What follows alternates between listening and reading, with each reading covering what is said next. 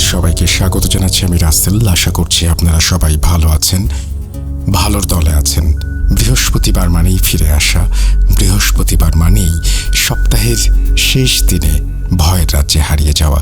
যদিও যখন আমরা শোটা শুরু করি শেষ হতে হতে বেশ রাত হয়ে যায় এবং আমরা সপ্তাহের শেষ দিন থেকে উইকেন্ডে ঢুকে পড়ি।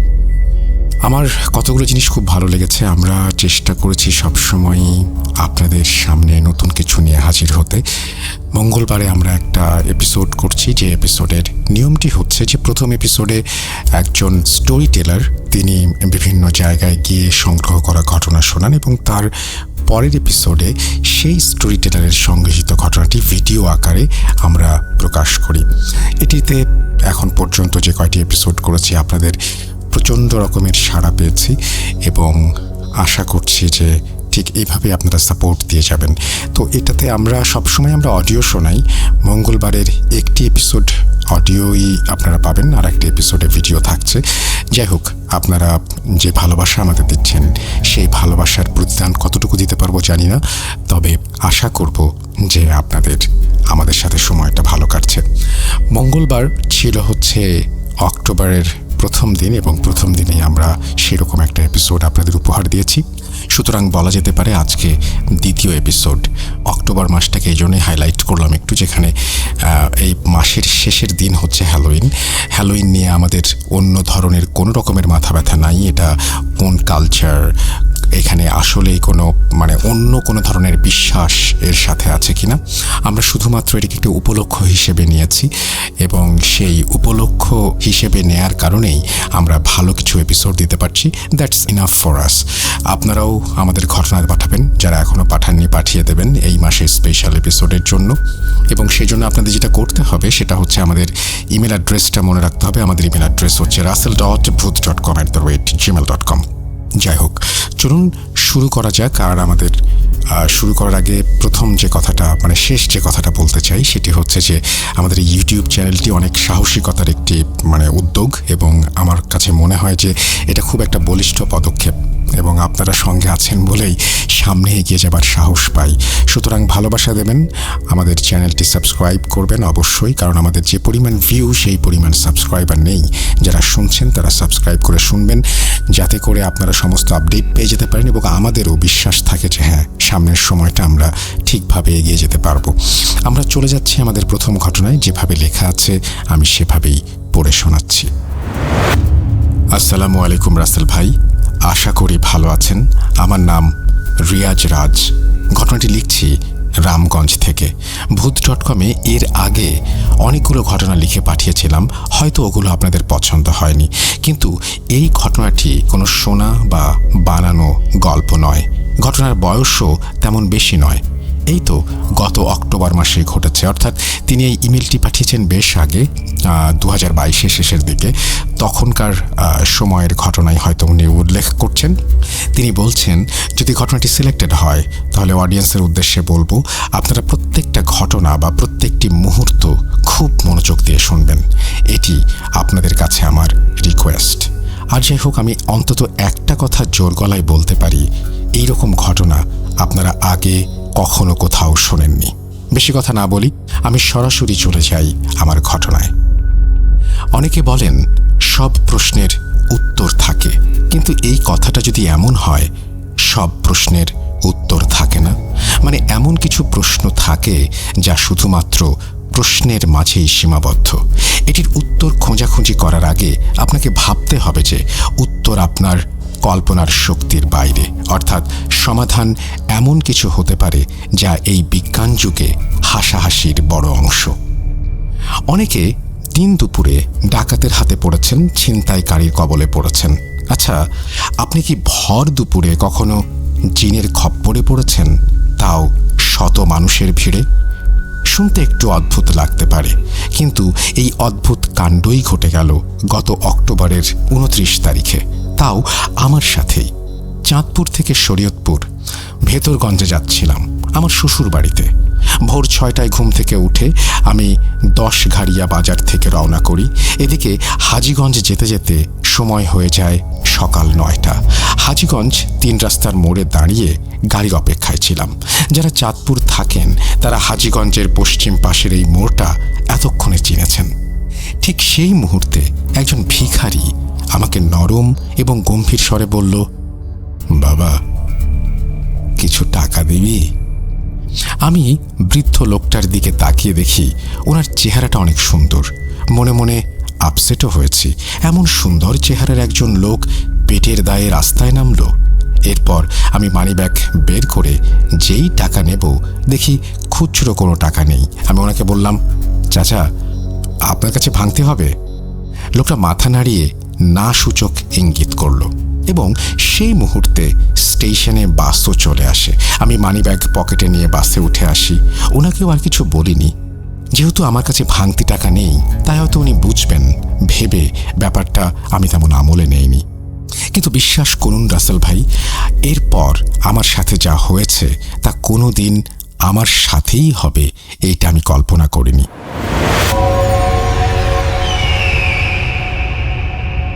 বাস থেমেছে সোজা চাঁদপুর বাস স্ট্যান্ডে। আমি বাস থেকে নেমে একটা সিএনজিতে উঠে চলে গেলাম ব্রিজের ওপারে। যারা চাঁদপুর বা লক্ষ্মীপুরে থাকেন এই স্থানগুলো সম্পর্কে আপনাদের নিশ্চয়ই ধারণা থাকবে, কারণ আমি একমাত্র এখানেই হরিণা ফেরিঘাটের গাড়ি পাবো, আর এরপর ট্রলারে শরীয়তপুর যেতে হবে আমার। তো যখন আমি ব্রিজের ওপারে গিয়ে সিএনজিতে উঠেছি, খেয়াল করলাম একটু দূরে রেল লাইনের রাস্তায় সেই বৃদ্ধ লোক দাঁড়িয়ে আছে এবং তিনি আমার দিকেই তাকিয়ে আছেন। এই সিএনজি স্ট্যান্ড রেল লাইনের পাশেই, তাই আমি স্পষ্ট ওনাকে দেখতে পেয়েছি। কিন্তু আমি এই ভেবে অবাক হলাম, ওনাকে তো হাজীগঞ্জ ফেলে এসেছি, এত দূর আমার আগে উনি কিভাবে আসবেন? এই ব্যাপারটা নিয়ে ভাবতে ভাবতে লোকটি আমার কাছে এসে সেই নরম এবং গম্ভীর স্বরে বলল, বাবা, কিছু টাকা দিবি? আমি অবাক হয়ে ওনার দিকে কিছুক্ষণ তাকিয়েছিলাম। এত দূর আসতে আসতে আমার কাছে খুচরো টাকাও হয়েছে। আমি ঘর থেকে বেরিয়ে তড়িঘড়ি করে ওনাকে একটা 10 টাকার নোট দিলাম। উনি টাকাটা নিয়ে দেখলাম অন্যদিকে চলে যাচ্ছেন। এদিকে গাড়িতে লোক হয়ে যাওয়ায় ড্রাইভার গাড়ি স্টার্ট দেয় এবং রওনা করে হরিণাঘাটের উদ্দেশ্যে। ব্রিজের এপার থেকে হরিণাঘাট অবধি পুরো রাস্তায় আমি শুধু সেই বৃদ্ধ লোকটার কথাই ভেবেছি। উনি আমার মস্তিষ্কে যেন জড়িয়ে গেছেন। আমার আগে এত দূর উনি কিভাবে এলেন, এই ব্যাপারটা আমি বুঝে উঠতে পারছিলাম না। কিন্তু তখন আমি বুঝিনি সামনে আমার জন্য আরও অনেক বড় বিপদ অপেক্ষা করছে। হরিণাঘাটে নেমে আমি ট্রলার পাইনি। এদিকে দেখলাম ফেরি ছাড়ার সময় হয়ে গেছে। যেহেতু আমাকে আজকে গিয়ে আবার আজকের মধ্যেই ব্যাক করতে হবে, তাই আর সময় ব্যয় না করে আমি সেই ফেরিতেই উঠে গেলাম। আপনারা যারা ফেরিতে চলাচল করেছেন বা দেখেছেন তারা নিশ্চয়ই জানেন ফেরির দ্বিতীয় অথবা তৃতীয় তলায় একটা ভাতের দোকান নয়তো চায়ের দোকান থাকে।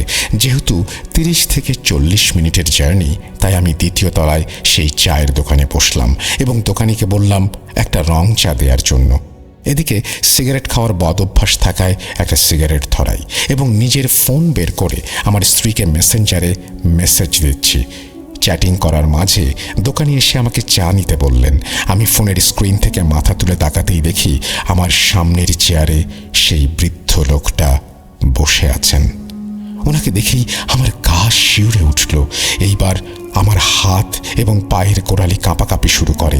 লোকটিকে চোখের সামনে দেখে আমি বিশ্বাস করতে পারছিলাম না, এই বৃদ্ধ লোক কিভাবে আমার আগে এখানে চলে এসেছেন। একবার আমি ভাবছি উনিও হয়তো শরীয়তপুর যাচ্ছেন, তাই বারবার অলৌকিকভাবে আমার সঙ্গে দেখা হয়ে যাচ্ছে। আবার ভাবছি জিনভূত নয় তো, কিন্তু জিনও যদি হয় তবে এই ভর দুপুরে এইভাবে আমার পিছু নিবে কেন? সত্য মিথ্যা এবং অদ্ভুত সব ভাবনার মাঝে আমি যেন ডুবে যাচ্ছিলাম। তখনই দোকানি আমার ঘোর ভাঙিয়ে বলল, ভাই, চাকি খাইবেন না নাকি? হঠাৎ ওনার গলার স্বর শুনে আমি দোকানের দিকে তাকালাম। ফোন পকেটে রেখে চায়ের কাপ হাতে নিতেই দেখি বৃদ্ধ লোকটা এবার আমার দিকে তাকিয়ে আছে। আমার কিছু বলার নেই, কিন্তু কেন যেন ওনার চোখ থেকে আমি চোখ সরাতে পারছিলাম না। তবে এইবারও উনি হাত বাড়িয়ে সেই গম্ভীর এবং নরম সুরে আমাকে বললেন, বাবা, কিছু টাকা দিবি? ওনার এই কণ্ঠটি যদি আপনারা কেউ শুনেন তবে আমি নিশ্চিত এই স্বর আপনারা কখনো ভুলতে পারবেন না। যেহেতু পরপর 3 বার শুনেছি আমি, তাই ওনার এই স্বর এবং টাকা চাওয়ার ধরনটি আমার মগজে গজগজ করছিল। আমি কি করব বুঝতে না পেরে চায়ের কাপ টেবিলে রাখি এবং পকেট থেকে মানি ব্যাগ বের করতে গেলে দোকানি এসে সেই ভিখারিকে বলে, এই চাচা, এখানেও ভিক্ষা করা লাগেনি, কাস্টমার না নষ্ট করলে আপনাকে শান্তি লাগে না।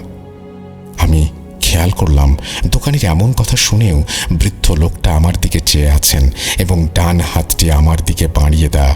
কিন্তু এইবার আমার পাশে দোকানিকে পেয়ে সাহস করেই কৌতূহল বশত বলে বসলাম, চাচা, আপনাকে তো আমি হবিগঞ্জ দেখেছিলাম, এরপর ভাঙতি টাকা নাই তাই টাকা দেয়নি, এরপর ব্রিজের ওপারেও আপনাকে দেখলাম আর 10 টাকাও দিলাম, আপনি আবার এখানে কিভাবে এলেন? আর কেন টাকা চেয়েছেন? নাকি ভুলে গেছেন যে আমি আপনাকে টাকা দিয়েছিলাম? আমার কথা শুনে দোকানিও দেখলাম এবার অবাক হলেন। এদিকে বৃদ্ধ লোকটা আমার কথা শুনে এবার হাত নামিয়ে নেন আর বসা থেকে উঠে সোজা 2য় তলা থেকে নেমে যেতে লাগলেন। হঠাৎ মনে হলো উনি খুব রেগে গেছেন। আমি তো হতভম্ব হয়ে তাকিয়েছিলাম। এদিকে দোকানিও অবাক হয়ে আমাকে জিজ্ঞাসা করলেন, কি ব্যাপার, এই লোক আপনার পিছু নিচ্ছে নাকি? দোকানির কথা শুনে আমি যেন এইবার সাহস পেয়েছি। যদিও এই বৃদ্ধ লোককে আমি ভয় পাচ্ছি নাকি তার কর্মকাণ্ড আমাকে ভয় লাগিয়ে দিচ্ছে আমি বুঝতে পারছি না, কিন্তু আমি ভয় অনুভব করছিলাম তখন। এরপর আমি চা খেতে খেতে দোকানিকে বৃদ্ধ লোকটার ব্যাপারে সবটা বললাম। দোকানি আমার কথা শুনে বললেন, আজকাল ধান্দাবাজ বেড়ে গেছে, এই ব্যাটা আপনাকে ফলো করতেছে মনে হয়, আসেন জিজ্ঞেস করি। খেয়াল করেছি আমার সাথে দোকানিও এই রহস্যের সমাধান খুঁজছেন। দোকানির বয়স তেমন বেশি না, বয়স 26 থেকে 30-এর মতো। এরপর আমি এবং দোকানি 2য় তলা থেকে নেমে এলাম নিচে। আমি এর আগেও কয়েকবার ফেরিতে চলাচল করেছি। সবসময় মানুষজন কম হলেও 10-12 জন থাকতো, কিন্তু এইবার শুধু 2টা ছেলেকে দেখলাম। ওদের বাইক আছে, সেই বাইক নিয়ে দাঁড়িয়েছিলেন। আমি এবং দোকানি নিচে এসে খুঁজতে লাগলাম সেই বৃদ্ধ লোককে, কিন্তু আশেপাশে নেই। এদিকে বাইক নিয়ে দাঁড়িয়ে থাকা সেই ছেলেদের জিজ্ঞেস করলে তারা বলল, কই, অনেকক্ষণ যাবত তো আমরা দাঁড়ায় আছি এখানে, কোনো বৃদ্ধ লোককে তো দেখি নাই। ছেলে দুটার কথা শুনে দোকানি এবং আমি দুজনেই অবাক হলাম বেশ। এইবার আমার মাঝে জিনজিন ভাবটা চেপে বসে। দোকানি আমাকে বললেন, ভাই, ট্র্যাকে চিপা চাপা আছে মনে হয়, হয়তো লোকটা যখন নেমেছে তখন ভাইরা খেয়াল করেনি। দোকানি আমাকে কথাটা বলতে সেই দুটো ছেলে অবাক হয়ে আমাদের দিকে তাকিয়েছিল। আমিও দোকানির কথায় হ্যাঁ সম্মতি দিয়ে ফেরিতে থাকা ট্রাকগুলোর কিনারা চেক করতে লাগলাম। এদিকে ফেরির নিচের সব অংশ চেক করার পর যখন ওনাকে পাইনি তখন বাথরুমেও গেলাম। দেখলাম ওয়াশরুমের দরজা খোলা, ভেতরে কেউ নেই। আমার সাথে এবার যেন দোকানিও পাগল হয়ে যাচ্ছিল। বেশ কিছু সময় নিচে খুঁজে আমরা ওপরে যাই এবং 2য় তলা আর 3য় তলায় ভালোভাবে চেক করি, কিন্তু সেই বৃদ্ধ লোকের দেখা পাইনি। নিরাশ হয়ে দুজনেই ফিরে যাই 2য় তলায়, অর্থাৎ দোকানির দোকানে।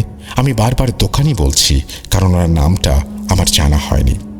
দোকানির চেহারা দেখে আমি স্পষ্ট বুঝতে পারি উনি ভয় পাচ্ছেন, কারণ বৃদ্ধ লোকের সাথে দোকানি খারাপ ব্যবহার করেছিলেন। কিন্তু আমি ভয় পাচ্ছি অন্য বিষয়ে। যদি আমি খারাপ ব্যবহার করিনি, কিন্তু এই বৃদ্ধ তো আমার পিছুই নিয়েছিল, কেন এসেছিল আর আমাকেই কেন ফলো করলো, এইটা ভেবেই আমি ভয় পাচ্ছিলাম। ঘটনা এখানে শেষ হয়ে গেলে চলতো, কিন্তু ঘটনার শুরু হয়েছে মাত্র। আমার জীবনের কালো অধ্যায় নেমে এসেছিল সেই দিন থেকেই। আমি দোকানিকে বিদায় দিয়ে ফেরি থেকে নেমে যাই। এরপর ফেরি থেকে সোজা চলে যাই ভেদরগঞ্জ। এই অবধি সবটাই অদ্ভুত হলেও ঠিক ছিল, কিন্তু ভেদরগঞ্জ বাজারে নেমে উপজেলা হয়ে যখন আমি এগোচ্ছিলাম তখন রাস্তার পাশে, অর্থাৎ আমার বাম পাশে, সেই বৃদ্ধ লোকটিকে আমি দেখতে পাই। হাত দুইটা হাঁটুর মাঝে রেখে উনি বসে আছেন। হঠাৎ ওনাকে দেখে আমার বুকের বাম পাশটা কেমন যেন চিনচিন করে উঠল। দিনে দুপুরে এত শত লোকের মাঝেও আমি ভয়ে থরথর করে কাঁপছিলাম, কিন্তু এখন তো আশেপাশে পরিচিত লোকজন নেই। মনে মনে ভাবছিলাম দোকানির সাথে থাকলে এখন ওনাকে ধরতে পারতাম। এইভাবে আজগুবি কিছু ভাবনার মাঝে বৃদ্ধ লোকটা বসা থেকে উঠে যায় এবং আমাকে এড়িয়ে আমি যেদিক থেকে এসেছিলাম সেদিকে চলে যাচ্ছেন। কিন্তু এইবার অনেকটা পার্থক্য ছিল। গত 3 বার ওনাকে খুব কষ্ট করে হাঁটতে দেখেছি, মানে একজন বয়স্ক মানুষ হাঁটুর ব্যথা নিয়ে যেভাবে গুঁজে গুঁজে চলে ওভাবে দেখেছিলাম। এইবার ঠিক উল্টো, একজন যুবক যেভাবে হুট করে বসা থেকে উঠে দাঁড়ায় উনি ঠিক সেইভাবে দাঁড়িয়েছেন, এবং একজন যুবক যেভাবে হেঁটে যাবে তাও অনেক দ্রুত তিনিও ওইভাবে হেঁটে যাচ্ছেন। যাওয়ার সময় ওনার ময়লা মিশ্রিত সেই পাঞ্জাবির একটা আলাদা ঘ্রাণ আমার নাকে এসে লাগে। সেই মুহূর্তটায় আমার কি হয়েছিল আমি বুঝে উঠতে পারছিলাম না। বোকার মতো ওনার দিকে তাকিয়েছিলাম, এবং উনি হাঁটতে হাঁটতে কখনো লোকজনের ভেতরে হারিয়ে যান। আমি খেয়াল করতে পারিনি। এই ব্যাপারটা নিয়ে ভাবতে ভাবতে আমি যখন শ্বশুর বাড়ি যাই তখন আমার সম্পূর্ণ ভাবনা জুড়ে এই বৃদ্ধ লোকটা ছিল। বারবার কানে ভেসে এসেছিল সেই শব্দটা, বাবা কিছু টাকা দিবি। কোনোভাবে সেদিন শ্বশুর বাড়িতে যে কাজে গিয়েছিলাম তা শেষ করে আবার বিকেলেই রওনা করেছি আমি, এবং ভেদরগঞ্জ ছেড়ে ফেরিতে উঠতে উঠতে সন্ধ্যা হয়ে গিয়েছিল। আমার স্পষ্ট খেয়াল আছে আমি যখন ফেরিতে উঠেছি তখন 5:55 বা 6টা বাজে। সময় একটু এদিক সেদিক হবে। অন্যদিকে যেহেতু 30-40 মিনিটের জার্নি হবে ফেরিতে, তাই স্বাভাবিকভাবেই ওপাশে নামার পর 6:37 বেজেছিল। আমি হরিণাঘাটে নামতেই আমার সিমে একটা কল আসে। কলটা রিসিভ করতেই আমার ছোট ভাই ভয় এবং কান্না মিশ্রিত স্বরে বলে ওঠে, ভাইয়া তুই গত 4 দিন ফোন অফ করে রেখেছিস কেন? জানিস আমরা কত চিন্তা করেছি, বাসায় আসবি কখন? ছোট ভাইয়ের এমন কথা শুনে আমার মাথায় আকাশ ভেঙে পড়ল। আমি আজ এই সকালে আমার ছোট ভাই রাসেলকে বিদায় দিয়ে এসেছি, আর সে এখন কল করে বলে 4 দিন আমি ফোন অফ করে রেখেছি। চিন্তার মাঝে আরও একটা চিন্তা ঢুকে যায় মাথায়। এবার আমি প্রচুর ভয় পাই। কি যেন মনে করে আমি ফোনের ডেটা চালু করলাম। তৎক্ষণাৎ আমার মেসেঞ্জারে অনেকগুলো মেসেজ আসে। আমার স্ত্রী নিজেই মেসেজ করেছে অনেকগুলো, এবং সেই মেসেজগুলো এমন ছিল আমি নাকি 4 দিন ধরে নিখোঁজ। যার বাসা থেকে আমি এইমাত্র আসলাম এখনো 4 ঘন্টা হয়নি, সে মেসেজ দিচ্ছে আমি 4 দিন নিখোঁজ ছিলাম। সময়টা যেন আমাকে পাগল বানিয়ে দিচ্ছিল। আমি একটু মাথা খাটিয়ে মেসেজের তারিখ চেক করলাম। তখনও আমার মাথা খাটিয়ে কিছু করার মতো অবস্থা ছিল না। তবুও আমি তারিখ চেক করে দেখি আজ দুপুরে আমি আমার স্ত্রীকে যে মেসেজ করেছি তা অক্টোবর 29 তারিখের মেসেজ। এরপর যখন ফোনের শর্ট ক্যালেন্ডারে তাকাই আমি দেখি আজ নভেম্বরের 3 তারিখ। মাথায় আকাশ ভেঙে পড়ার অবস্থা। কিভাবে 4 দিন কেটে গেল তাও 4 ঘন্টার মধ্যেই।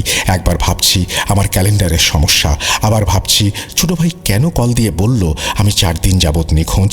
আমার ভাবনায় আসে সব কিছু আমি স্বপ্নে দেখছি না তো। হ্যাঁ, তো এত ভাবনার মাঝে ফোন কল আসে আমার। দেখি আমার স্ত্রী কল করেছে। আমি ফোন রিসিভ করতেই ওপাশ থেকে সে প্রচণ্ড রাগ, অভিমান এবং মায়া মিশ্রিত কণ্ঠে বলে, শয়তান, স্বার্থপর, গত 4 দিন কোথায় হারিয়ে গিয়েছেন? আমরা পাগলের মতো খুঁজছিলাম আপনাকে। আপনার আব্বু থানায়ও গিয়েছেন। আপনার ফোন অফ ছিল। একটা কল দিয়েও তো বলতে পারতেন কোনো কাজ ছিলেন। এখান থেকে তো ভালোভাবেই বিদায় দিয়েছিলেন। বাড়ি গিয়ে কল দেওয়ার কথা ছিল, অথচ আপনি গত 4 দিন পুরো নিখোঁজ হয়ে আছেন। কোথায় ছিলেন এই 4 দিন আপনি? বউয়ের কথা শুনে যেন আমার পায়ের নিচ থেকে মাটি সরে গেল। ভুলভাল কি আমি শুনছি, নাকি ভুলভাল বলছে আমি বুঝে উঠতে পারছি না। কেন এমন ঘোরের মাঝে হারিয়ে যাচ্ছি বারবার? আতঙ্ক এবং হতাশার মাঝে আমি আমার স্ত্রীকে বললাম, কিছু না, আমি তোমাকে সব জানাবো, আগে সব ক্লিয়ার করি। কথাটা বলে আমি ফোন কেটে দিয়েছি। হরিণাঘাট থেকে যখন আমি সিএনজিতে করে ব্রিজের এপারে এলাম, পুরো রাস্তায় শুধু এই ঘটনাগুলো আমার মাথায় ঘুরপাক খাচ্ছিল। কে সেই বৃদ্ধ লোক? হুট করে কেন আমার জীবনে এলেন তিনি? ফেরি থেকে কিভাবে উনি গায়েব হয়ে গেলেন?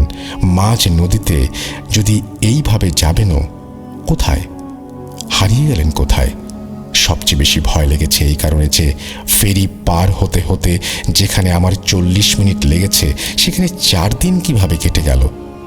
এমন একটা প্রশ্নের সম্মুখীন হয়ে গেলাম আমি, যার উত্তর খোঁজা মুশকিল হয়ে যাচ্ছে। উত্তরই বা খুঁজব কি করে আমি? এই প্রশ্নের কোনো উত্তর মেলে না। সেদিন পুরো রাস্তায় আমি এই ব্যাপারটা নিয়ে ভাবতে ভাবতে অবশেষে বাড়ি এলাম। সবাই কল দিচ্ছিল আমাকে, এবং রিসিভ করলে একটা কথাই শুনতে হচ্ছিল, এই 4 দিন কোথায় ছিলেন? বাড়িতে এসে কাউকে কিছু না বলে আমি সোজা গোসল করতে চলে যাই। বলে রাখি, আমাদের বাড়ির পুরুষেরা যে পুকুরে গোসল করে সেটি মসজিদের সামনে, এবং এই মসজিদ আমাদের বাড়ির গেটের সামনেই। পুকুরে নেমে গোসল সেরে আমি যখন কাপড় বদলাচ্ছিলাম, সেই মুহূর্তে আমার নাকে ওই ঘ্রাণটা এসে লাগে। অর্থাৎ শরীয়তপুর ভেদরগঞ্জ উপজেলার সামনে বৃদ্ধ লোকের যে ঘ্রাণ আমি পেয়েছিলাম, ঠিক সেই ঘ্রাণটি এখন আমি পাচ্ছি। রাত প্রায় 9টা বাজে। আমি ঘ্রাণ পেয়ে সঙ্গে সঙ্গে এদিক সেদিক তাকাই, কিন্তু আশেপাশে কেউ ছিল না। এইবার ভয়টা আরও বেশি বেড়ে যায়। আমার বোঝা হয়ে গেছে আমি কোনো জিন ভূতের খপ্পরে পড়েছি, কিন্তু এই অশরীরী আমার পিছু নিল কেন তা আমার জানা নেই। তাড়াহুড়া করে আমি জামা বদলে ফেলি, সাবান নিয়ে সোজা বাসায় এসে পড়ি। পরিবারের সবাই আমার দিকে 2টা নজরে তাকাচ্ছিল। একটা হচ্ছে 4 দিন কিছু না বলে কোথায় ছিলাম, তাও এখন চুপচাপ তাই রাগ। আরেকটি হচ্ছে 4 দিন পর আমাকে খুঁজে পেয়ে আনন্দ। সবার মুখের অবস্থা দেখে বিষয়টা আমি জানতে পারলেও সত্যটা কাউকে বলছিলাম না। কারণটা আগেই বলেছি, এই বিজ্ঞান যুগে এইসব জিন ভূতের ঘটনা মানুষ হাসাহাসির অংশ হিসেবে গ্রহণ করে, কিন্তু সে হাসে না যার সাথে ঘটে। মা আমাকে খেতে ডাকে, আমি খাবো না বলে বেরিয়ে যাই, কারণ বেশি দেরি করলে যদি বড়সড় ক্ষতি হয়। তাই তখনই একটা হুজুরের সাথে সাক্ষাৎ করি, এবং সেটাই আমার সঠিক মনে হয়েছে। রামগঞ্জের নাম করা সৈকত কবিরাজকে আশা করি অনেকেই চিনবেন। ওনার বাড়ি হাপানিয়া গ্রামে, যা আমাদের বাড়ি থেকে হেঁটে গেলে 15 মিনিটের রাস্তা। রাত 9টা 30 আমি একটা রিক্সা ভাড়া করে সৈকত কবিরাজের চেম্বারে যাই, কিন্তু দোকান বন্ধ থাকায় শেষমেশ ওনার বাসায় যেতে হয়। ওনার বাসার সামনে গিয়ে যখন আমি ডাক দিতে যাব, সেই মুহূর্তে উনি ঘর থেকে বেরিয়ে এসে আমাকে বলতে লাগলেন, তুই তাড়াতাড়ি বাড়ি ছেড়ে বের হ, কোনো প্রশ্ন করবি না, এই মুহূর্তে আমার বাড়ি ত্যাগ কর। কথাগুলো শুনে আমি নিজেকে আরও অসহায় ভাবতে লাগলাম। ওনার কথায় প্রচুর রাগ আর ভয় ছিল। আমি আসার আগেই হয়তো উনি ওনার জিনদের দিয়ে সব জানতে পেরেছেন, কারণ লোকে মুখে শুনেছি ওনার কাছে অনেক জিন আছে। কিন্তু আমার মনে হতে লাগলো এই মুহূর্তে আল্লাহ ছাড়া আমার আর কোনো উপায় নেই। কোনো দিকে কোনো উপায় না পেয়ে সেদিন রাতে বাসায় গিয়ে আমি নামাজের বিছানায় পড়ে যাই, কারণ আমি খুব ভয় পাচ্ছিলাম। ভাবতেও পারছি না 40 মিনিটে আমি 4 দিন কিভাবে পার করলাম। শুনতে হয়তো কারো ভয় লাগবে না, কিন্তু যার সাথে ঘটে একমাত্র সেই বোঝে কতটা ভয় লাগে এখানে। আল্লাহর কাছে এই বিপদ থেকে রক্ষা চাই আমি। অনেকক্ষণ কান্নাকাটি করে নিজের রুমে এসে দোয়া কালাম পড়ে শুয়ে যাই। এদিকে আমার স্ত্রী সহ অনেকে কল দিচ্ছে আমাকে, কিন্তু এই ঘোর আর হতাশা যেন আমাকে বাস্তব জগৎ থেকে আলাদা করে নিল। কারো সাথে কথা বলতে ইচ্ছে হচ্ছে না আমার, কেমন একটা হয়ে গেছি আমি। এইসব নিয়ে ভাবতে ভাবতে এর মাঝেই আমি ঘুমিয়ে যাই। এই ঘুমিয়ে যাওয়ার পর থেকে যদি সব মিশে যেত, যদি ঘুম থেকে উঠে বলতে পারতাম, ইস কি বাজে ছিল স্বপ্নটা, আহা কত সুন্দর হতো সব কিছু। কিন্তু এই কালো অধ্যায় আমাকে সেদিন থেকে আরও বেশি জ্বালাতে শুরু করে। ঘুমের মাঝে আমি সেই বৃদ্ধ লোককে বারবার দেখি। বারবার উনি স্বপ্নে এসে আমাকে বলেন, বাবা কিছু টাকা দিবি, দে না অল্প কিছু টাকা। এমন স্বপ্ন দেখে আমি লাফ মেরে উঠি। ওনার চেহারা মাশাআল্লাহ অনেক সুন্দর, কিন্তু এই সুন্দরের মাঝে যে ভয়টা আমি পাচ্ছি তার ব্যাখ্যা আমার কাছে নেই। ওনার সেই কণ্ঠস্বর আমার হৃৎপিণ্ড যেন ছিনিয়ে নেয়। তাও একবার না, 2 বার না, পুরো একটা রাতে যদি আমি 10 বার ঘুমাই, 10 বার উঠি, তবে সেই বৃদ্ধ 10 বারই আমার স্বপ্নে এসে আমাকে বলে, বাবা কিছু টাকা দিবি। আমি স্বপ্নটা দেখে লাফ মেরে উঠি। এরপর আবার দোয়া পড়ে ঘুমাই। তখন স্বপ্নে এসে বলেন, বাবা কিছু টাকা দিবি। এই যন্ত্রণা আমার ঘুমানো বন্ধ হয়ে গেছে। ঘুমাতে যেতেও আমি ভয় পেতে শুরু করি, কিন্তু ঘুম যদি না হয় তখন সেই অদ্ভুত ঘ্রাণ আমার নাকে এসে গড়গড় করে প্রবেশ করতে থাকে। অর্থাৎ ঘুম গেলেও অশান্তি, না গেলেও অশান্তি। আমি পাগল হয়ে যাচ্ছিলাম। অবশেষে না পেরে আমি আমার ফ্যামিলিকে সব কিছু জানাই। এরপরে মনে হচ্ছিল আমার ফ্যামিলিকে জানানোর আগেই আমি ভালো ছিলাম। ফ্যামিলিকে বলার পর থেকে আমার সাথে আরও অস্বাভাবিক ঘটনা ঘটতে শুরু করে। রাতে ঘরের টিনে কেউ সজোরে লাথি মারে। মনে হয় টিন এতক্ষণে ভেঙে পড়ে গেছে, কিন্তু যখন আমরা সেই স্থান চেক করি দেখি কোনো আঘাতের চিহ্ন নেই। আমি সেই অদ্ভুত ঘ্রাণ সবসময় পেতে শুরু করছিলাম। ঘর থেকে বের হলেই আমার মাথা ঘুরানো শুরু হতো। তাই বিছানায় প্রতিবন্ধীর মতো পড়ে গেছিলাম আমি। অনেক হুজুর, অনেক কবিরাজের কাছে যাওয়া হয়েছে, কিন্তু তারা বারবার আমার ফ্যামিলিকে তাড়িয়ে দিয়েছে। কেউ সমাধান করতে আসে না। কেন আসে না আমাকে কেউ বোঝাতেও পারে না। এইভাবে অনেক দিন কেটে যায়। আমি শুকিয়ে কাঠ হয়ে যাচ্ছিলাম, গায়ে লাগাতার জ্বর শুরু হয়েছে আমার, মৃত্যুর কবলে হেলে যাচ্ছিলাম দিন দিন। প্রতিদিন রাতে সেই বৃদ্ধ লোকটা স্বপ্নে এসে আমার কাছ থেকে টাকা চেয়েই যাচ্ছে। ভয়ে ঘুম না এলে আমাকে সেই ঘ্রাণ পাগল করে দেয়। এরপর 18 দিন পর সৈকত কবিরাজ আমাদের বাড়িতে আসেন। ওনার মুখে কে এই জিন এবং কিভাবে আমার জীবনের সাথে জড়িয়ে গেছে তা শুনতে পাই আমরা, এবং এইটা শুনে অনেক বেশি ভয় পেয়ে যাই। কবিরাজ আমাকে একটা তাবিজ বেঁধে দিয়ে গেছেন যাতে সেই জিন আমার আশেপাশে আসতে না পারে, কিন্তু এই তাবিজ আমাকে শুধু 2 দিন শান্তি দিয়েছিল। এরপর আরও সব ভয়ানক ঘটনা শুরু হয়। শুধু আমার সাথেই নয়, আমার পুরো ফ্যামিলির সাথেই। কি হয়েছিল আমাদের সাথে এবং কে ছিল এই বৃদ্ধ লোক তার সময় করে পরের এপিসোড শুরু হবার আগেই পাঠাবো ইনশাল্লাহ। আজ আর লিখতে পারছি না। পুরো ঘটনা এক এপিসোডে বলা হলে হয়তো ইমেল পড়ার সময় হবে না। গত 9 তারিখে আমি সুস্থ হয়েছি, অর্থাৎ ডিসেম্বর মাসের 9 তারিখে। জানি না আর কখনো সেই বৃদ্ধ লোক এসে বলবে কিনা, বাবা কিছু টাকা দিবি। জানি না এই সুস্থতা কতদিনের, তবে পরের ঘটনা লেখা অবধি আমি চাইবো আমার ঘটনাটি লিসনারদের পড়ে শোনান। এটি কোনো বানোয়াট গল্প না। লিসনারদের উদ্দেশ্যে সবার মতো আমিও একটা প্রশ্ন ছুঁড়তে চাই। 4 ঘন্টায় কখনো যদি আপনি 4 দিন পার করে দেন, আপনার অনুভূতি কেমন হতে পারে? রাসেল ভাই, যদি ঘটনা সিলেক্টেড হয় অবশ্যই আমাকে জানাবেন, আর যদি কোনো সমস্যা থাকে বা সিলেক্ট না হয় সেটিও আমাকে জানাবেন। ভূত.com দীর্ঘজীবী হোক। রিয়াজ রাজ, রামগঞ্জ, লক্ষ্মীপুর। তারপরে তিনি তার ফোন নাম্বার শেয়ার করেছেন। থ্যাংক ইউ ভেরি মাচ আপনার ঘটনা পাঠানোর জন্য, এবং আপনি এত চমৎকার একটা ঘটনা পাঠিয়েছেন সেজন্য আপনাকে আন্তরিকভাবে ধন্যবাদ জানাচ্ছি। আপনার নেক্সট ঘটনার অপেক্ষায় থাকলাম আমরা। যারা শুনছিলেন তাদেরও নিশ্চয়ই ভালো লেগেছে। আমরা চলে যাব পরবর্তী ঘটনাগুলোতে। আপনারা জানেন যে পরবর্তী ঘটনাগুলো সেই ঘটনাগুলো যেই ঘটনাগুলো আপনারা হয়তো বারবার শুনতে চান, হয়তো আপনারা অনেকেই মিস করেছেন, হয়তো আপনারা অনেকেই পরের ঘটনাগুলো এতবার শুনেছেন যে এখন হয়তো শুনবেন না। তারপরেও ঘটনাগুলো শোনাতে চাচ্ছি যারা মিস করেছেন তাদের জন্য, এবং যারা আবারও শুনতে চান তাদের জন্য। শুনেই দেখুন, ভালো লাগতে পারে। আর যদি শুনতে ইচ্ছে না করে তাহলে একেবারেই সময় নষ্ট করার কোনো প্রয়োজন নেই। চলুন আমরা পরের ঘটনাগুলোতে যাই। আমি আপনাদের কাছ থেকে তার আগে বিদায় নিয়ে নিচ্ছি। ভালো থাকবেন আপনারা সবাই।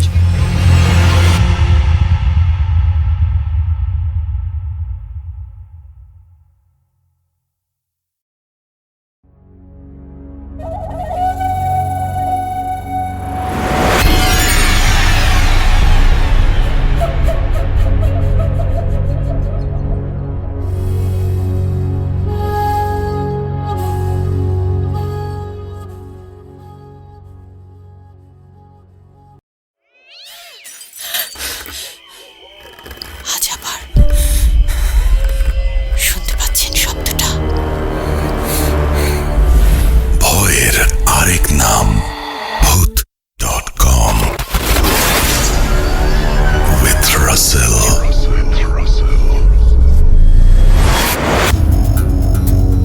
ঈদ মুবারক, ঈদ মুবারক, ঈদ মুবারক। আপনাদের সবাইকে স্বাগত জানাচ্ছি আমাদের ফ্রাইডে স্পেশাল ঈদ স্পেশাল এপিসোডে, এবং আশা করছি আপনারা সবাই ভালো আছেন এবং ভালোর দলে আছেন, এবং ঈদের এই আনন্দ ছড়িয়ে পড়েছে সবার মধ্যে।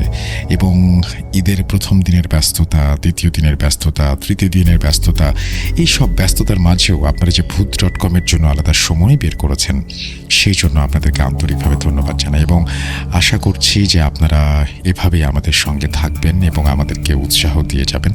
এবং আমরা আশা করব যে ঈদের যে আনন্দ, সেই আনন্দ থাকুক আপনার জীবনে প্রতিদিন, এবং আপনজনের সান্নিধ্যে যেভাবে আমরা ঈদ কাটাই, ঈদের পরেও বছরের বাকি সময়গুলো যেন সেরকম আনন্দে কাটে সবার সাথে। এই আনন্দ উৎসব যেন শেষ না হয়। আর আপনারা বিভিন্ন জায়গায় বেড়াতে গিয়েছেন, আলোচনা হচ্ছে, অনেক কিছু হচ্ছে। প্রতিবার ঈদেই বলি যে এই সময় গল্প ঘুরতে ঘুরতে ঘুরতে ঘুরতে কোনো একটা সময় যেন ভয়ের প্রসঙ্গ চলে আসে, এবং ভয়ের প্রসঙ্গ যখন চলে আসবে তখন আপনি জেনেই নিতে পারবেন যে হয়তো বুঝেও ফেলবেন যে আপনার আশেপাশে এরকম মানুষ রয়েছেন যার জীবনে চমৎকার কোনো ভয়ের ঘটনা হয়তো আছে। সেই ঘটনাগুলো তুলে নিয়ে আসাই আমাদের কাজ, সেই ঘটনাগুলো মানুষের কাছে পৌঁছে দেয়াই আমাদের দায়িত্ব। আমরা বলবো যে আপনারা ঘটনা পাঠান russell.bhoot.com@gmail.com এই অ্যাড্রেসে। এবং আমরা প্রতিটা স্পেশাল এপিসোড, আমরা প্রতিদিনই আসলে স্পেশাল এপিসোড করতে চাই। ঈদ বা হ্যালোউইন বা বিশেষ কোনো দিন, ভূত.com-এর জন্মদিন, এই সমস্ত আলাদা কোনো দিন উপলক্ষ ভেবে না। আমরা চাই প্রত্যেকটা দিনই আপনি আসুন এবং ঘটনা শেয়ার করুন আমাদের সাথে, এবং প্রত্যেকটি ঘটনা হোক স্পেশাল। স্বাধীন মিউজিক অ্যাপের পক্ষ থেকে আপনাদের সবাইকে জানাচ্ছি ধন্যবাদ আমাদের সঙ্গে থাকার জন্য। ভূত.com-এর পক্ষ থেকে আপনাদের জন্য প্রাণ ভরা ভালোবাসা। আমরা চলে যাব আমাদের প্রথম ঘটনায়, এবং প্রথম ঘটনাটি একটি ইমেল, যেভাবে লেখা আছে আমি সেভাবেই শুরু করছি। আসসালামু আলাইকুম ভাই, আমি তাহমিন চৌধুরী সিলেট থেকে লিখছি। আজ আমি প্রথম ঘটনা লিখছি ভূত.com-এ। আমার পক্ষে স্টুডিওতে এসে ঘটনা বলা সম্ভব নয়, কারণ আমি ক্লাস 10-এ পড়ি। ঘটনাটি হচ্ছে 2013 সালের আমার ছোট বোনের সাথে ঘটে যাওয়া একটি ঘটনা। আমার পরিবার অনেক বড়, প্রতিদিন সন্ধ্যায় গল্পগুজব করা ছিল আমাদের দৈনন্দিন অভ্যাস। আমাদের পরিবারে দাদি, মা, বাবা ও চাচারা মিলে মোট 11 জন বসবাস করি। আমার মোট 5 জন চাচা। আমাদের কাপড়ের ব্যবসা আছে। আমাদের গ্রামের অনেক বয়স্ক লোকদের কাছে শোনা যায় আমাদের বাড়িতে অনেক পুরনো মাজার রয়েছে। তাছাড়া অনেক বয়স্ক লোকেরা বলতো সেখানে নাকি ব্রিটিশ আমলে অনেক মানুষকে বিভিন্ন ধরনের অত্যাচার করে হত্যা করা হতো। ছোটবেলা থেকেই গল্পগুলো শুনলে অনেক ভয় করত, এখনও মাঝে মধ্যে ভয় কাজ করে। তো প্রতিদিনের মতো সন্ধ্যায় আমরা সবাই গল্প করছিলাম। সেই সময় আমার মেজো চাচা দোকান থেকে বাড়ি ফেরেন। আমরা সবাই লক্ষ্য করলাম যে ওনার কান থেকে টপ টপ করে রক্ত পড়ছে। ওনাকে সবাই জিজ্ঞাসা করলো, উনি কোনো উত্তর দিলেন না, হাসতে লাগলেন। আমরা সবাই মনে করলাম হয়তোবা সাইকেল চালিয়ে আসার সময় আমাদের বাড়ির রাস্তায় পড়ে গিয়েছিলেন। এখানে আগে বলে রাখা ভালো, আমার বাবা, মেজো চাচা, সেজো চাচা মানসিক ভারসাম্যহীন বা মানসিক রোগী। আমার দাদা মারা যাওয়ার পর থেকে তারা 3 ভাই অর্থাৎ আমার চাচারা ও বাবা মানসিক ভারসাম্য হারিয়ে ফেলেন হঠাৎ করে। তো আমার মেজো চাচা আমার ছোট বোনকে খুব আদর করতেন। সেদিন দোকান থেকে এসে তার কানের রক্ত পরিষ্কার করে গোসলে যাওয়ার জন্য তৈরি হচ্ছিলেন। সে সময় তিনি আমার বোনকে ডাক দিয়ে বললেন, আম্মু, আমার লুঙ্গি দিয়ে যা আমার রুমে। আমার বোন ছিল খুবই চঞ্চল। সে দৌড়ে এসে লুঙ্গি নিয়ে যায় তার রুমে দেবার জন্য। আমাদের পুরনো জমিদার বাড়ি হওয়ায় বেশ বড় ছিল। সে লুঙ্গি নিয়ে চাচার রুমে আসে, কিন্তু চাচাকে তার রুমে এসে খুঁজে পায় না। রুমের লাইট অফ থাকায় বেশ অন্ধকার ছিল। শুধুমাত্র পাশের রুমের আলোয় চাচার রুমের সব কিছু দেখা গেল। সে চাচাকে তার রুমে না পেয়ে বেশ ভয় পেল। সে রুম থেকে চলে যাবে, এই সময় হঠাৎ তার মনে হলো কেউ যেন তাকে শিলা বলে ডাকছে। সে মা বলে চিৎকার দেবে, ঠিক এই সময় লম্বা এলোমেলো চুল ও লেজওয়ালা একটা জিনিস তার হাত চেপে ধরল। সে মনে মনে কালেমা পড়া শুরু করলো। ঠিক এই সময় সেই লেজওয়ালা জিনিসটা তার লোমওয়ালা লম্বা হাত দিয়ে আমার বোনকে তার কাঁধে তুলে নিল। ঠিক এই সময় আমার মেজো চাচা গোসল থেকে বের হয়ে গান গেয়ে গেয়ে তার রুমে ঢুকছিলেন। হঠাৎ আমার বোন চাচার গান গাওয়া শুনতে পেয়ে জোরে চিৎকার দেয়। ঠিক তখনই ভয়ঙ্কর ওই জিনিসটা আমার বোনকে নিয়ে রুমের মেইন দরজার ছিটকেনি খুলে ফেলে। আমার বোনের চিৎকার ততক্ষণে সবাই শুনে ফেলে। আমার ছোট চাচা, মেজো চাচা আর আমার মা দৌড়ে আসেন রুমে। আমার বোন সেই বয়সেও ভীষণ চালাক ছিল। কালেমা পড়ার সাথে সাথে ওই অবয়বটা চলে যায় রুম থেকে দরজা খুলে। যাওয়ার সময় আমার বোনকে বিছানায় জোর করে ধাক্কা মেরে বসিয়ে যায়। আমার বোন আল্লাহর নাম নিয়ে পশ্চিম দিকে সিজদা দিয়ে অন্ধকারের রুমে বসে থাকে, জোরে কান্না করতে থাকে। আর মা ও চাচারা রুমে এসে লাইট জ্বালিয়ে দেখে আমার বোন সিজদারত অবস্থায় কান্না করছে। চাচাদের দেখে আমার বোন কান্না থামায় এবং কিছুটা শান্ত হয়। আমার চাচার রুমের মেইন দরজা খোলা পাওয়া যায়। এই দরজা আমার 3 বছরের বোনের জন্য খোলা অসম্ভব। তো আমার দাদি এই কথাগুলো শুনে আমার বোনকে জমজমের পানি খাওয়ান। আমার দাদি খুব পরহেজগার একজন মানুষ। এরপর প্রায় 2 বছর কোনো সমস্যা হয়নি, কিন্তু 2 বছর পরে আমার বোন বিভিন্ন সমস্যায় ভুগতে থাকে। আরবি পড়তে বসলে শুধু চোখ বড় বড় করে তাকিয়ে থাকতো সবার দিকে। প্রায় সময়ই অকারণে ভয় পেত। একদিন আমাদের কাজের বুয়া একজন ভালো হুজুরের কথা বলেন আমাদের। আমরাও দেরি না করে হুজুরের কাছে যাই এই বিপদ থেকে মুক্তি পাওয়ার জন্য। ওনার কাছে যাওয়ার পরে তিনি আমার বোনকে 2টি তাবিজ এবং কয়েকটি আয়াতের কথা বলেন এবং বলেন এই আয়াতগুলো পড়ে আমার বোনের শরীরে সবসময় ফু দিয়ে দিতে। আস্তে আস্তে সব কিছু স্বাভাবিক হতে লাগলো। একদিন রাতে আমি ঘুমানোর সময় বিছানায় বসে বই পড়ছিলাম, ঠিক সেই সময় দেখি আমার বোন হিংস্রভাবে আমার দিকে তাকিয়ে আছে। আমি ভাবলাম হয়তো এমনিতেই মজা করে তাকে একটি ঝাড়ি মারলাম, সেও চলে গেল। আমিও দেরি না করে ঘুমিয়ে পড়লাম। হঠাৎ মাঝরাতে আমার ঘুম ভাঙল। আমি দেখি কাত হয়ে শুয়ে আছি। পাশ পরিবর্তন করার জন্য আমি ডান দিকে ফিরলাম। সেই মুহূর্তের কথা আমার আজও মনে পড়ে। আমি চাই না এই দৃশ্য যাতে আর দেখি। দেখলাম আমার পাশে 100-রও ওপরের বেশি বয়স হবে এমন একজন বৃদ্ধা শুয়ে আছে। সেই ভয়ঙ্কর চেহারাটা দেখে আমি আর নিজেকে ধরে রাখতে পারলাম না। শরীরের যত শক্তি আছে সব শক্তি দিয়ে চিৎকার দিলাম। তারপরে আর কিছু মনে নেই। সকালে নিজেকে সেই হুজুরের বাড়িতে আবিষ্কার করলাম। হুজুর বললেন, আর কোনো ভয় নেই বাবু, আজকে রাত তোমাদের বাড়িটা বন্ধ করে দেব, যাতে করে কোনো ধরনের সমস্যা তোমাদের না হয়। উনি আমাকে বললেন, রাত্রে যাকে আমি বিছানায় দেখেছি এটি একটি খারাপ জিন। আমার বোনের কোনো ক্ষতি করতে পারেনি, তাই আমার ক্ষতি করতে চেয়েছিল। হুজুর আমার আম্মুকে বললেন, আপনারা বাড়ি চলে যান, আমি কিছু প্রস্তুতি নিয়ে আসছি, আর অবশ্যই 4টি পেরেক ও 7 পুকুরের পানি প্রস্তুত রাখবেন। এশার নামাজ পড়ে তিনি আমাদের বাড়িতে আসেন আরও 3 জন হুজুরকে নিয়ে। হুজুর কিছু সূরা পড়লেন ও 4টি পেরেক বাড়ির 4 কোণে মারলেন, আর বাকি 3 জন হুজুর আজান দিলেন। সেই সময় মনে হচ্ছিল যে আমাদের বাড়ির ওপর দিয়ে কাল বৈশাখী বয়ে যাচ্ছে। হুজুর বললেন, আমাদের বাড়িতে নাকি বহু পুরাতন মাজার আছে, কিন্তু তা কোনোদিন চিহ্নিত করা যাবে না। আলহামদুলিল্লাহ, এরপর থেকে আমাদের আর কোনো সমস্যা হয়নি। কিন্তু আমার বাবা ও 2 জন চাচা আজও মানসিক ভারসাম্যহীন। আমার কাছে আমার বাড়ির এরকম আরও অনেক ভয়াবহ গল্প আছে, ইনশাল্লাহ লিখে পাঠাবো। ঘটনাটি ভালো লাগলে ভূত.com-এ শেয়ার করবেন। শেয়ার করে ফেললাম। Thank you very much for your story, এবং আশা করছি আপনাদেরও এই ঘটনাটি ভালো লেগেছে। যদি ভালো লাগে অবশ্যই আমাদেরকে জানাবেন। আসলে সব ঘটনা আমাদের কাছে অন্যরকম লাগে এই কারণে, একই ধরনের ভয় হলেও এক একজন সেই ভয়টা উপলব্ধি করে, বুঝতে পারে বা এক্সপিরিয়েন্স করে এক একভাবে। এটাই সবচাইতে বড় মজা। সেই ভয়ের মুহূর্তটা আসার পরে কে কিভাবে সেটাকে দেখে, কে কিভাবে সেটাকে সামাল দেয়, এবং তারপরে কি ঘটে, এই জিনিসগুলো কিন্তু ম্যাক্সিমাম সময় আলাদা থাকে। যাই হোক, ঈদের অনেক শুভেচ্ছা আপনাদের সবাইকে। ধৈর্য ধরে এই দিনেও আমাদের ঘটনা শুনছেন, সেজন্য আবারও ধন্যবাদ। আমরা চলে যাব আমাদের পরের ঘটনায়, কারণ এর পরে রয়েছেন আফনান ভাই, এবং আফনান ভাইয়ের ঘটনায় যাওয়ার আগে আমি বলবো, আপনারা ইমেল পাঠান আমাদেরকে, ঘটনা পাঠান আমাদেরকে, এবং আমাদেরকে ঘটনা পাঠাতে হলে আমাদের ইমেল অ্যাড্রেসটা মনে রাখুন, russell.booth.com@gmail.com। আমরা চলে যাব আমাদের পরবর্তী ঘটনায়।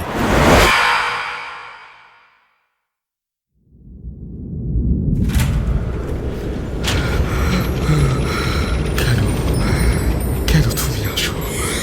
আমি শুধু তোমার সাথেই থাকতে চাই। কিভাবে সম্ভব? মৃতদের এই পৃথিবীতে থাকতে নেই। তুমি তুমি চলে যাও, চলে যাও, প্লিজ চলে যাও। সবটাই কি ইলুশন, নাকি অন্য জগতের কেউ কখনো হাজির হয়ে যায় চোখের পলকে? ভূত.com with Russell। Welcome back. Eid Mubarak, Eid Mubarak, Eid Mubarak. আর ভূত.com মানেই আপনারা সবাই জানেন যে একদম ভয়ের রাজ্যে হারিয়ে যাওয়া, এবং ঈদ স্পেশাল যখন, তখন সেই ভয়ের মাত্রা বেড়ে যায় আরও অনেক বেশি। আসেন কিছু স্পেশাল মানুষ ভূত.com-এ তাদের ঘটনা নিয়ে। এই মুহূর্তে আমাদের সঙ্গে উপস্থিত হয়েছেন আফনান ভাই, এবং আফনান ভাই তার একটা ঘটনা শোনাবেন। ঈদ উপলক্ষে তার পাঠানো ঘটনাটিতে আমরা এখন চলে যাব। আশা করছি এই ঘটনাটি আপনাদের অনেক ভালো লাগবে। চলুন দেরি না করে আফনান ভাইয়ের ঘটনায় যাওয়া যাক।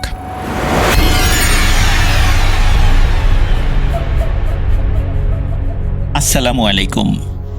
ভূত.com-এর সকল লিসেনারকে জানাচ্ছি পবিত্র ঈদ উল আজহার শুভেচ্ছা। ঈদ মোবারক। আশা করি সবাই ভালো আছেন, সুস্থ আছেন। প্রিয় লিসেনার্স, ঈদ স্পেশাল এপিসোডের এবারের আয়োজনে আমি নিয়ে এসেছি আপনাদের সামনে গ্রাম কেন্দ্রিক একটি ঘটনা। আপনারা অনেকে এই গ্রাম কেন্দ্রিক ঘটনা পছন্দ করেন, আর আমারও পছন্দের জায়গাটা এটা। গ্রামের ঘটনাগুলো আমার সংগ্রহ করতেও ভালো লাগে, বলতেও ভালো লাগে।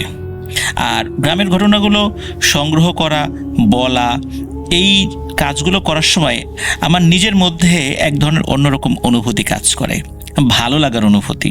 এবং আমি নিজেও যখন ঘটনা শুনি, বিশেষ করে গ্রামের ঘটনা, তখন আমার চোখের সামনে সেগুলো আমি ভিজুয়ালাইজ করতে পারি। এই কারণে করতে পারি, গ্রামের অনেক বিষয় আমরা সচরাচর দেখে থাকি, যার কারণে সেই জিনিসগুলো আমাদের চোখের সামনে অনেকটা জীবন্ত হয়ে ওঠে। আর এবারের ঈদ স্পেশাল এপিসোডের এই ঘটনাটি গ্রামকেন্দ্রিক একটি ঘটনা। তবে ঘটনা শুরু করার আগে একটি মেসেজ আমি আপনাদেরকে দিতে চাই, প্রিয় লিসেনার্স। সেটি হচ্ছে যে আমি কিন্তু ভূত এফএমের মাধ্যমে আপনাদের সামনে পরিচিত হয়েছিলাম। রাসেল ভাই বিভিন্ন সময় আমাকে বিভিন্ন ধরনের ঘটনার বিষয় আমাকে যখন বলতেন যে ভাই আপনি এটা এইভাবে বললে ভালো হবে বা এইটা একটু খেয়াল রাখবেন, তখন এইভাবে আস্তে আস্তে বলতে বলতে কিন্তু আপনাদের কাছে আমার একটা গ্রহণযোগ্যতার সৃষ্টি হয়েছে। এজন্য সর্বপ্রথম মহান আল্লাহ সুবহানাহু ওয়া তাআলার দরবারে শুকরিয়া আদায় করি, আলহামদুলিল্লাহ। তারপর যে মানুষটির প্রতি আমি কৃতজ্ঞতা জ্ঞাপন করব সেটি হচ্ছে আমাদের সকলের প্রিয় রাসেল ভাই। রাসেল ভাইয়ের অনুপ্রেরণা ছাড়া আমার মনে হয় না যে আমি যতটুকু আপনাদের কাছে গ্রহণযোগ্যতা পেয়েছি এই পর্যন্ত আমি আসতে পারতাম। এই কারণে আমার প্রথম পরিচয় কিন্তু আমি ভূত.com-এর একজন স্টোরি টেলার, তারপরে অন্য পরিচয়। সুতরাং আশা করছি যে আমি আমার অবস্থানটা পরিষ্কার করতে পেরেছি। ভূত.com যতদিন আছে, রাসেল ভাই যতদিন এভাবে আপনাদেরকে ভয়ের গল্প নিয়ে আপনাদের সামনে হাজির হবেন, ইনশাল্লাহ আমি সব সময় ভূত.com-এর সাথে আগে ছিলাম, এখনও আছি, ইনশাল্লাহ ভবিষ্যতেও থাকবো। আপনারা আমার জন্য দোয়া করবেন, রাসেল ভাই এবং রাসেল ভাইয়ের পরিবারের জন্য দোয়া করবেন এবং ভূত.com-এর সকলের জন্য দোয়া করবেন যেন আপনাদের সামনে এইভাবেই আমরা সত্য ভয়ের ঘটনাগুলো নিয়ে হাজির হতে পারি। তো কথা না বাড়িয়ে মূল ঘটনায় চলে যাচ্ছি। এই ঘটনাটি আমাকে দিয়েছে সৌমিত্র রয়। তার বাসা ঢাকার বাসাবো এলাকায়, আর ওর গ্রামের বাড়ি ফরিদপুর জেলার মধুখালী উপজেলার নওপাড়া ইউনিয়নের সীতারামপুর গ্রামে। আর এই ঘটনাটি তিনি যখন সংগ্রহ করেছেন সেই সময়টা ছিল 2016 সাল। তিনি এসএসসি পরীক্ষা দেওয়ার পরে যে মাঝখানে একটি সময় পেয়েছিলেন, ওই সময়ে তার পরিবারের সাথে তিনি তার যে নানাবাড়িতে গিয়েছিলেন এই নওপাড়া ইউনিয়নে, এই সীতারামপুর গ্রাম আর কি তার যেটা। আর এই নওপাড়া ইউনিয়নের পাশে আরও একটি গ্রাম রয়েছে, এটার নাম হচ্ছে রায়জাদাপুর গ্রাম। ঘটনাটি মূলত এই রায়জাদাপুর গ্রামকে কেন্দ্র করে। আর যার সঙ্গে ঘটনাটি ঘটেছিল তিনি একজন ভ্যান চালক। তো ঘটনাটি কিভাবে সংগ্রহ করেছেন এই বিষয়ে আমি খুবই সংক্ষেপে একটি কথা বলতে চাই। সেটি হচ্ছে যে ওই সময় যখন তিনি 2016 সালে এই সৌমিত্র রয় উনি যখন গিয়েছিলেন তার নানাবাড়িতে, তো নানাবাড়িতে যাওয়ার পরে বিকালের দিকে একটু কাজ করতে বা ঘুরতে উনি বের হতেন। তো ওইখানে কাছাকাছি মধুমতি নদী রয়েছে, সেই দিকে যেতেন। তো ওই কাছাকাছি একটা জায়গা রয়েছে যেটা মধুখালীর কাছে, এইখানে কিন্তু একটা রাস্তা রয়েছে, একটা যশোরের যে হাইওয়েটা, তো ওইখান দিয়ে যশোর খুলনা যাওয়া যায়, যশোর খুলনা হাইওয়ে বা মহাসড়ক যেটা। তো ওইখানে বাগাট নামক একটা জায়গা রয়েছে। আর বাগাটের মিষ্টান্ন দ্রব্য এটা সকলের খুব প্রিয়, স্পেশালি বাগাটের দইটা অনেকের কাছে প্রিয়। আমি নিজেও খেয়েছি, আপনারা অনেকে খেয়ে থাকতে পারেন। তো উনি ওই কিছু জিনিস, এই মিষ্টান্ন কিছু দ্রব্যাদি কেনার জন্য তার বাড়ি থেকে বলে দেওয়া হয়। তো উনি ওই জিনিসটা কেনার পর যখন যাচ্ছিলেন ওই সীতারামপুর গ্রামের দিকে, তখন যেই ভ্যানে উনি উঠেছিলেন এই ভ্যান চালকের নাম হচ্ছে নয়ন। তো ওই নয়ন সাহেব যখন উনি যখন তাকে ডাক দেন, ওখানে আরও ভ্যান ছিল, তো নয়ন সাহেব আসলে এমনভাবে তাকে ডেকেছিলেন খুব আন্তরিকতার সাথে যে তার ভ্যানে ওঠার জন্য।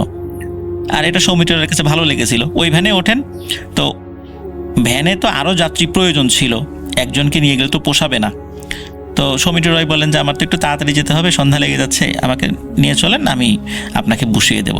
তখন ওই নয়ন সাহেব তার ভ্যানে নিয়ে তাকে যখন ওই সীতারামপুর গ্রামের দিকে নিয়ে যাচ্ছিলেন, তখন যেহেতু একাই ছিলেন ওই ভ্যানে, তখন এই সৌমিত্র রয় ওই ভ্যান চালকের সাথে কথা বলছিলেন যে রাতের বেলা আপনি ভ্যান ট্যান চালান, ভয় টয় লাগে না? তখন তিনি বলেছেন হ্যাঁ, ভয় টয় তো লাগেই, আর এই কারণে আমি রাতের বেলা ভ্যান চালাই না, সাধারণত সন্ধ্যার পরে একটু চালাই, এরপরে বাসায় চলে যাই। আমার বাবা আগে চালাতেন, অনেক রাত পর্যন্ত ভ্যান চালাতেন, কিন্তু একবার ভয় পেয়ে উনি আর চালান না, আর তারপরে একটা ক্ষতি হয়ে গিয়েছিল ওনার।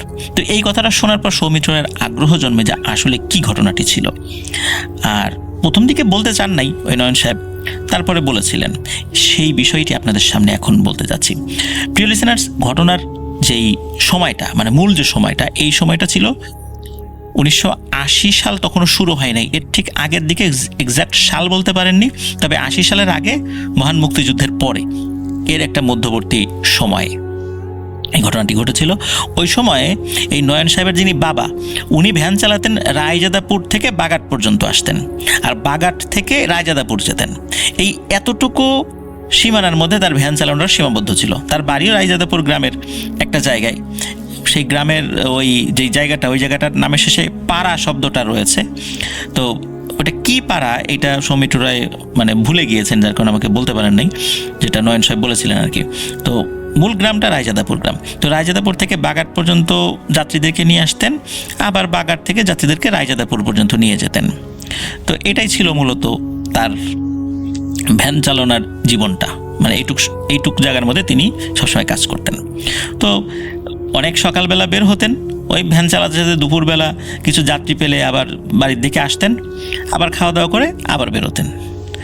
আর অনেক রাত পর্যন্ত অপেক্ষা করতেন, কারণ দেখা যেত যে ঢাকা থেকে যাত্রীরা অনেক সময় এসে ভ্যান পায় না গ্রামে যাওয়ার জন্য। এই জন্য বেশ উনি এই বিষয়ে খুব আন্তরিক ছিলেন, যাতে করে লোকজন সবসময় ভ্যান পায়। এই জন্য উনি সবার মধ্যে দীর্ঘ রাত করে ভ্যান চালাতেন।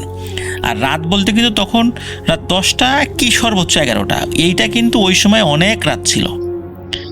এখন নয় অনেক আলো চারদিকে আছে, লাইট হয়েছে, সকলে টেলিভিশন দেখে, ইন্টারনেট ব্রাউজ করে, যার কারণে অনেকে অনেক রাত পর্যন্ত জেগে থাকে। কিন্তু ওই সময়টা কিন্তু অনেক রাত, এটা প্রিয় লিসেনার্স আপনারা বুঝতেই পারছেন। তো এইভাবে উনি কাজ করতেন।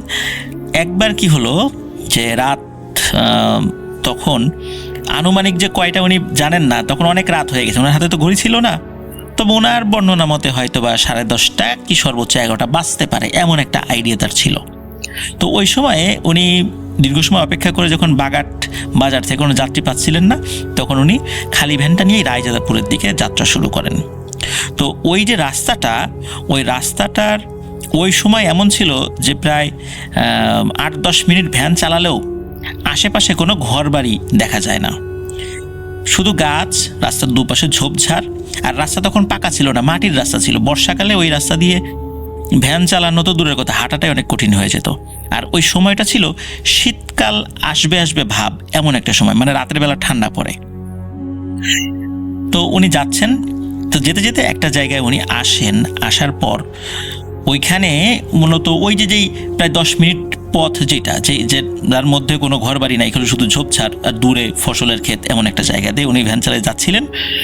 তো একটা জায়গায় যখন উনি আসেন চালাতে চালাতে, তখন উনি দেখতে পান রাতের বেলায়, আর সামান্য আলো ছিল, কারণ হচ্ছে ওনার ভ্যানের নিচ দিকে যে লোহার একটা দণ্ড ছিল, ওইখানে একটা হারিকেন বাঁধা থাকতো। ওই হারিকেনের আলো চারদিকে ছড়িয়ে পড়তো, মানে মৃদু আলো, সামনে অল্প একটু দেখা যায় এরকম আর কি।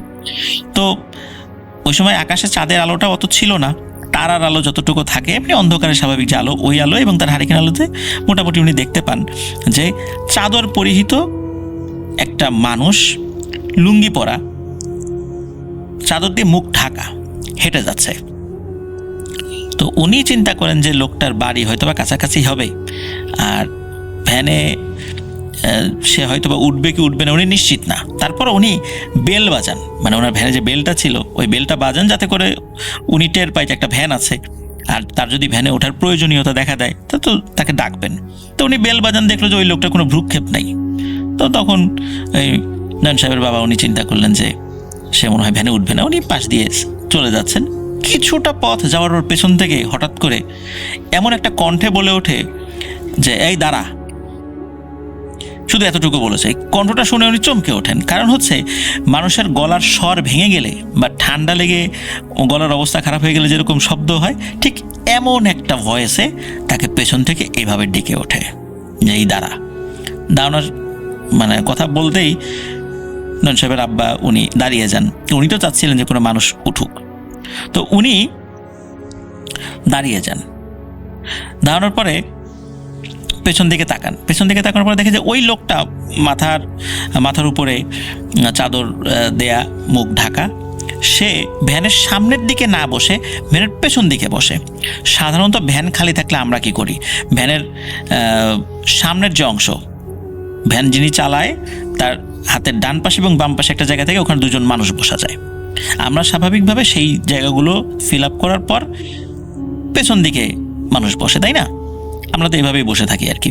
তো ওই লোকটি সামনে আসে না, উনি পেছনে বসে এমনভাবে বসে, দুই পা ঝুলিয়ে দিয়ে, ভ্যানের পেছন দিকে দুই পা ঝুলিয়ে দিয়ে বসে। মানে নয়ন সাহেবের আব্বুর পিঠ যেদিকে, তার মানে আর যিনি বসেছেন পা ঝুলিয়ে, তার পিঠ ওই দিকে, মানে অপোজিট ডিরেকশনে বসেছেন। সামনে বসলে তো সেম ডিরেকশন হয়। উনি যখন বসেছেন, নয়ন সাহেবের আব্বা উনি ফিল করেন যে বসার পর স্বাভাবিকভাবে একটা ঝাঁকি লাগে ভ্যানে, এরকম কোনো ঝাঁকি লাগলো না। তো উনি এই বিষয়টা নিয়ে আসলে অতটা চিন্তা করেননি।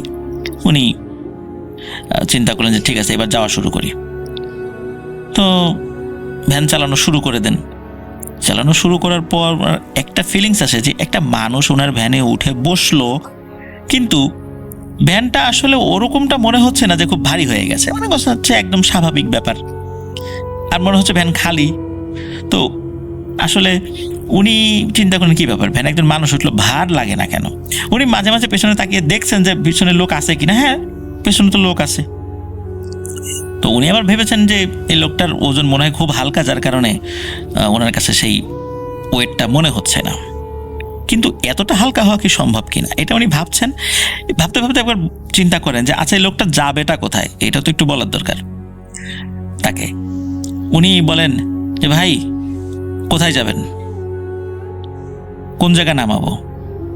কয়েকবার জিজ্ঞেস করার পর পেছন থেকে ওই যে ভাঙা ভাঙা ভয়েসে বলে ওঠে, এই মিয়া, এত কথা কইস কে, সোজা চালা, কিচ্ছু জিজ্ঞেস করবি না, সময় হলে আমি নেমে যাব, এইভাবে বলে।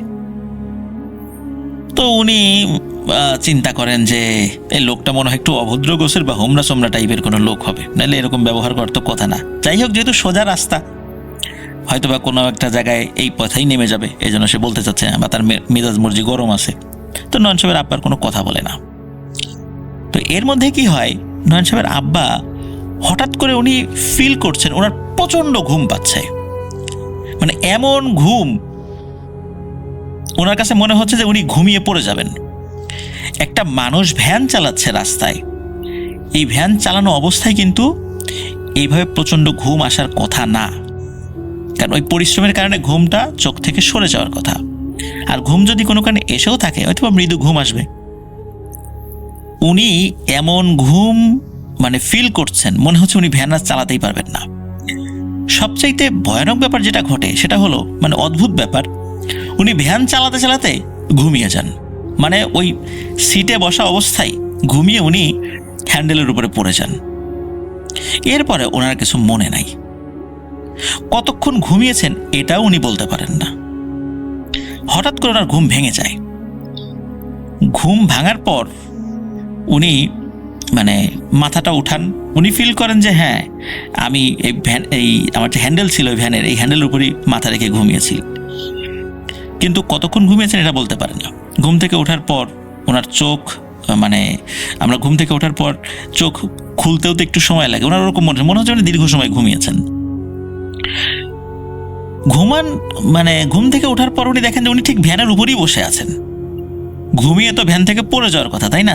নাহলে তো এই সিটের উপর একটা সরু জায়গায় এভাবে বসে থাকার কথা না, কিন্তু উনি দেখেন উনি ভ্যানের উপরেই আছেন, ওই সিটের উপরেই আছেন, এবং ওনার দুই হাত ওই হ্যান্ডেলের উপরেই আছে। উনি চিন্তা করেন যে আচ্ছা, ভ্যানের উপরেই আসি, ঘুমায় পড়ে গেলাম না, মনে হয় অল্প কয়েক সেকেন্ডের জন্য ঘুমিয়েছি, উনি এইটা মনে করেন। উনি ভ্যান মানে চালাবেন, হঠাৎ করে উনি ফিল করেন ভ্যান তো চলছে, কিন্তু উনি কিন্তু প্যাডেল মারছেন না, পা ওনার প্যাডেলের উপরে আছে, কিন্তু উনি প্যাডেল মারছে না, কিন্তু ভ্যান চলছে, এবং ভ্যান অনেক দ্রুত গতিতে চলছে। উনি চিন্তা করেন যে এই এবড়ো থেবড়ো মেঠো পথ, এই পথে ভ্যান এত দ্রুত তো চলে না, আর খুব স্মুথলি চলছে, মনে হচ্ছে উড়ে উড়ে যাচ্ছে। এবং সত্যি উনি তাকিয়ে দেখেন যে ওনার ভ্যান মাটি থেকে 3-4 ফুট উঁচুতে, আর ওনার হারিকেনের আলোটা নিভে গেছে। যতটুকু আলো ছিল আকাশে, ওই আকাশের তারার আলো বা হালকা চাঁদের আলোতে উনি যতটুকু দেখেন, আকাশে কিছুটা মেঘ ছিল। তো উনি এই দৃশ্য দেখেন, এই দৃশ্যটা দেখে প্রচণ্ড ভয় পান। তখন উনি কি মনে করে পেছন দিকে তাকিয়েছেন, আমার তো একজন যাত্রী ছিল, সেই যাত্রীটা কই। পেছন দিকে তাকিয়ে দেখেন ওই যে যেই লোকটি পা ঝুলিয়ে বসেছিল, পিঠ মানে মাথা উল্টো দিকে দিয়ে, পিঠ তার পিঠের দিকে দিয়ে, এই লোকটি এখন ভ্যানের ঠিক মাঝখানে বসে আছে, তার দিকে মুখ করে, মানে উনি যেই দিকে ভ্যান চালাচ্ছেন ওই দিকে মুখ করে। স্বাভাবিকভাবে আমরা দেখি যে ভ্যানে যদি 5 জন লোক হয় বা 5 জনের অতিরিক্ত লোক হয়, আমরা কি করি, সামনে 2 জন পেছনে 2 জন বসার পরে 5ম ব্যক্তি ভ্যানের ঠিক মিডিলে বসেন। ঠিক ওইভাবে ওই লোকটি বসে আছে। উনি কিন্তু শুরুর দিকে তার চেহারার দিকে খেয়ালই করেননি। এবার পেছন দিকে তাকিয়ে তার চেহারার দিকে উনি দৃষ্টি দেন। ভালো করে বুঝতে পারেন না, তবে এতটুকু বুঝতে পারেন তার চোখ দুটি লাল টকটকে জ্বলজ্বল করছে, আর তার নাকটা হালকা দেখা যাচ্ছে স্বাভাবিক মানুষের নাকের মতোই। তো উনি পেছন দিকে তাকিয়েছেন, তাকানোর পর ওই জলজলে চোখ দেখে বেশ ভয় পেয়েছেন। আর যখনই ওই অবয়বটা দেখেছে যে এই নয়ন সাহেবের আব্বা পেছন দিকে তাকিয়েছে, ওই অবয়বটি লাফ দিয়ে উঠে দাঁড়ায়, 1 লাফে উঠে দাঁড়ায়। মানে বসা থেকে 1 লাফে উঠে দাঁড়ানো, মানুষ যেভাবে ওঠে ঠিক সেভাবে না, মনে হচ্ছে লোকটা মানে শূন্যে উঠে দাঁড়ালো এরকমটা। তার পাটা ভ্যানের সাথেই লাগানো, সে উঠে দাঁড়ানোর সময় হালকা একটু ঝাঁকি অনুভূত হয় ওই ভ্যানে। এবং তখন ওই চাদরটি সে 2 হাতে খুলে ফেলে। চাদরটি খুলে ফেলার পর নয়ন সাহেবের আব্বা দেখে তার আকার আকৃতি সর্বোচ্চ 5 ফুট 6 কি 7 ইঞ্চি, মানে একটা স্বাভাবিক মানুষের উচ্চতা যেমন হয় ঠিক তেমন। তার শরীরটা স্বাভাবিক মানুষের মতোই, কিন্তু অন্ধকারে মনে হচ্ছে একদম কুচকুচে কালো। শরীর যে লোমশ বিষয়টা এরকম নয়, মানে স্বাভাবিক মানুষ কালো হলে যেরকমটা হয়। কিন্তু ভয়ানক যে ব্যাপার সেটা হচ্ছে ওই মানুষটি দাঁড়ানোর সাথে সাথে তার 2 পাশে 2টা পাখা সে মেলে দেয়, ঠিক পাখি যেভাবে 2 পাশে পাখা মেলে সেইভাবে। বিশাল বড় নাকি সেই 2টা ডানা, এবং এই 2টা ডানা মিলে সে ওই ভ্যান থেকে একটা উড়াল দিয়ে ভ্যানের উপর দিয়ে সোজা সামনে চলে যায়, সামনে গিয়ে অদৃশ্য হয়ে যায়। নয়ন সাহেবের আব্বা এই জিনিসটা দেখে। যখনই ওই জিনিসটা উড়াল দিয়ে সামনের দিকে চলে গেছে, তখনই ওই ভ্যানটি শূন্য থেকে ধপাস করে মাটির নিচে পড়েছে। তো মাটির নিচে না, উপরে পড়েছে আর কি। তো মাটির উপরে পড়ার সাথে সাথে ধরেন যে 4 ফুট উপর থেকে যদি ভ্যান মাটির উপর ঠাস করে পড়ে, তখন অবস্থা কি হয়, ওই ভ্যানটি কাত হয়ে পড়ে যায়। ভ্যানের চাকা বা কোনো জিনিসপত্র ভেঙে যেতে পারে, এটাই স্বাভাবিক। তো ভ্যানটি যখন ঠাস করে নিচে পড়েছে এবং পড়ার পরে একপাশে কাত হয়ে যায়, আর নয়ন সাহেবের আব্বা ওই ভ্যানের নিচে পড়েন।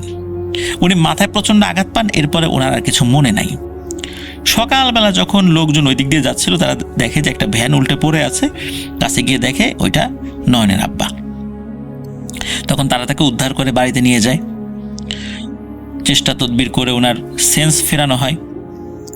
তারপরে যেটা দেখা যায়, উনি মাথা নাড়াতে পারছিলেন না, কারণ প্রচণ্ড ব্যথা লেগেছে। ওই ঠাস করে মাটিতে পড়ে কোনো একটা শক্ত ইটের ঢেলা বা কোনো কিছুর সাথে তার আঘাত লাগে, যার কারণে মাথায় প্রচণ্ড ব্যথা পেয়েছিলেন আর কি। তো উনি কথা বলার সময় স্বাভাবিক হতে প্রায় 1 দিন সময় নেন। মানে উনি স্বাভাবিকভাবে যে কথা বলবেন এরকম একটা 1 দিন সময় নেন।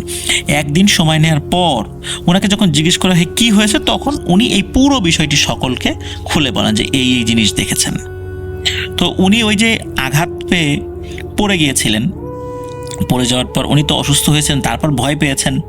তো বাসায় উনি ছিলেন, আর উনি বাসায় থাকার কারণে বাড়ির অন্য সদস্যরা তাকে সেবা শুশ্রূষা করতে পারছিলেন। উনি আস্তে আস্তে স্বাভাবিক হতে থাকেন। কিন্তু কয়েকদিন পর একটা সমস্যা দেখা দেয়। সেটা হলো যে উনি প্রায়শই রাতের বেলা চিৎকার করে উঠতেন, এই আইসে রে, আইসে আইসে। তখন বাড়ির লোকরা বলতো, কি আইসে? তখন বলতো, ওই যে জিনিসটা ডানাওয়ালা, যে ভয়ানক জিনিসটা, ওটা বাইরে আইসে। তখন পরিবারের লোকরা বাইরে যেত, দেখে না কিছুই নাই। রাতের বেলা ওনার যখন ওয়াশরুমে যাওয়ার দরকার, উনি তো তখনও ওই যে আঘাত পেয়ে খুব অবস্থা খারাপ ছিল, ধরে ধরে ওয়াশরুমে নিয়ে যেতে হতো। তো রাতের বেলা বাইরে বের হলেই উনি বলতো, ওই দেখ, ওই দেখ, ওই দেখ, আকাশ দিয়ে উড়ে যাচ্ছে, ওই দেখ কত বড় ডানা, কি দেখতে, কি ভয়ঙ্কর, ওই যে উড়ে যাচ্ছে, আমারে নিয়ে যাবে, আমারে ডাকে। না আমি ওয়াশরুমে যাবো না, আমাকে ঘরে নিয়ে চল। তখন আবার ওনাকে ঘরে নিয়ে যেত। তো এইভাবে রাতের বেলা উনি চিৎকার চেঁচামেচি করে উঠতেন।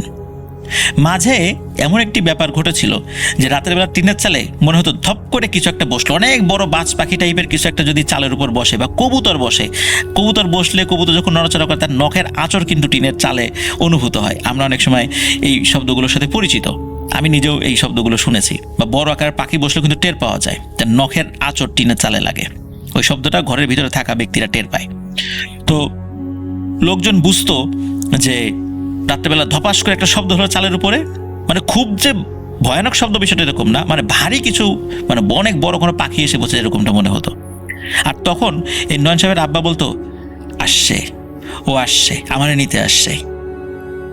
তখন ওই নয়ন বা তারপরে তার মা, ঘরের অন্য সদস্যরা ঘর থেকে বের হয়ে কাউকে দেখতেন না, মানে ওনারা কোনো কিছুই দেখতেন না।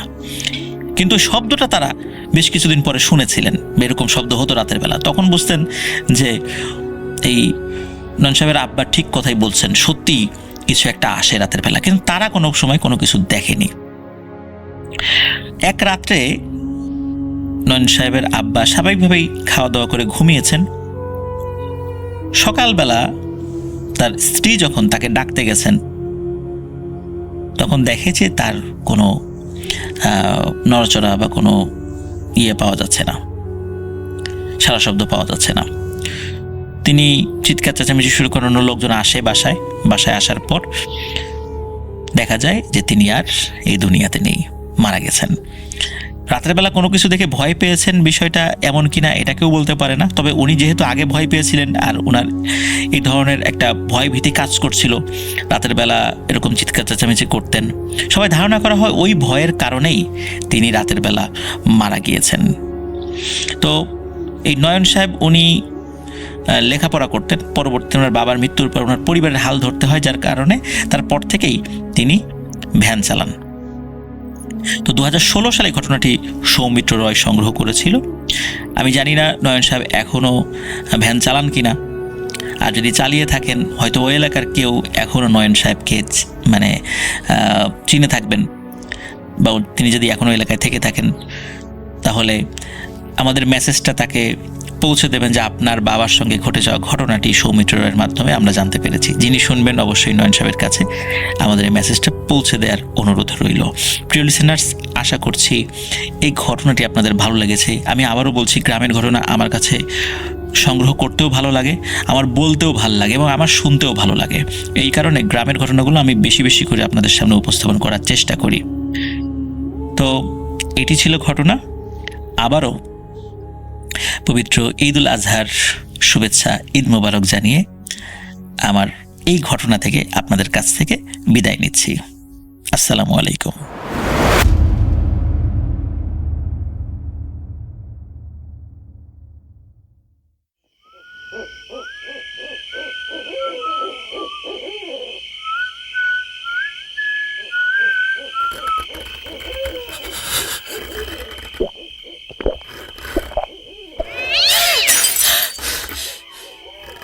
আজ আবার শুনতে পাচ্ছেন শব্দটা?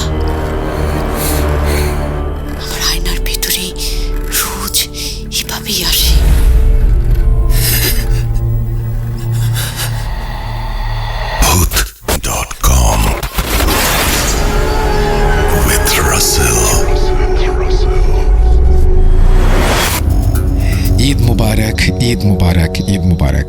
আমার কাছে খুব পছন্দের একজন স্টোরি টেলার হচ্ছে রাকিব, এবং রাকিবের ঘটনা আমার কাছে খুবই ভালো লাগে, যথেষ্ট পরিমাণের ভালো লাগে। আর সে কারণেই রাকিবের ঘটনা আমরা শোনাতে চাই আপনাদেরকে। এবং রাকিব এই মুহূর্তে আমাদেরকে যে স্টোরিটি পাঠিয়েছেন সেটিও ঈদ উপলক্ষে একদম টাটকা স্টোরি। একেবারে আমার মনে আছে যে খুব রিসেন্টলি পাঠানো একটি ঘটনা, যখন আমরা ঈদের স্টোরিজ চাচ্ছিলাম, এবং আমরা কিন্তু একটা ঈদের স্টোরি সিলেক্ট করেছি প্রথমেই ইমেলের মাধ্যমে। সুতরাং আমরা কিন্তু সাধারণ মানুষ সব কিছু মিলিয়ে সবার ঘটনাই আমরা শোনাচ্ছি আপনাদেরকে। এবং রবিবারে যে আপনারা শুনবেন যে স্টোরিটা, সেটাও একটা ডিফারেন্ট মানুষেরই ঘটনা। তো আমরা কথা না বাড়িয়ে সরাসরি রাকিবের ঘটনায় যাচ্ছি। আশা করছি এই ঘটনাটি ভালো লাগবে আপনাদের কাছে। চলুন ঘটনা শুনে আসি।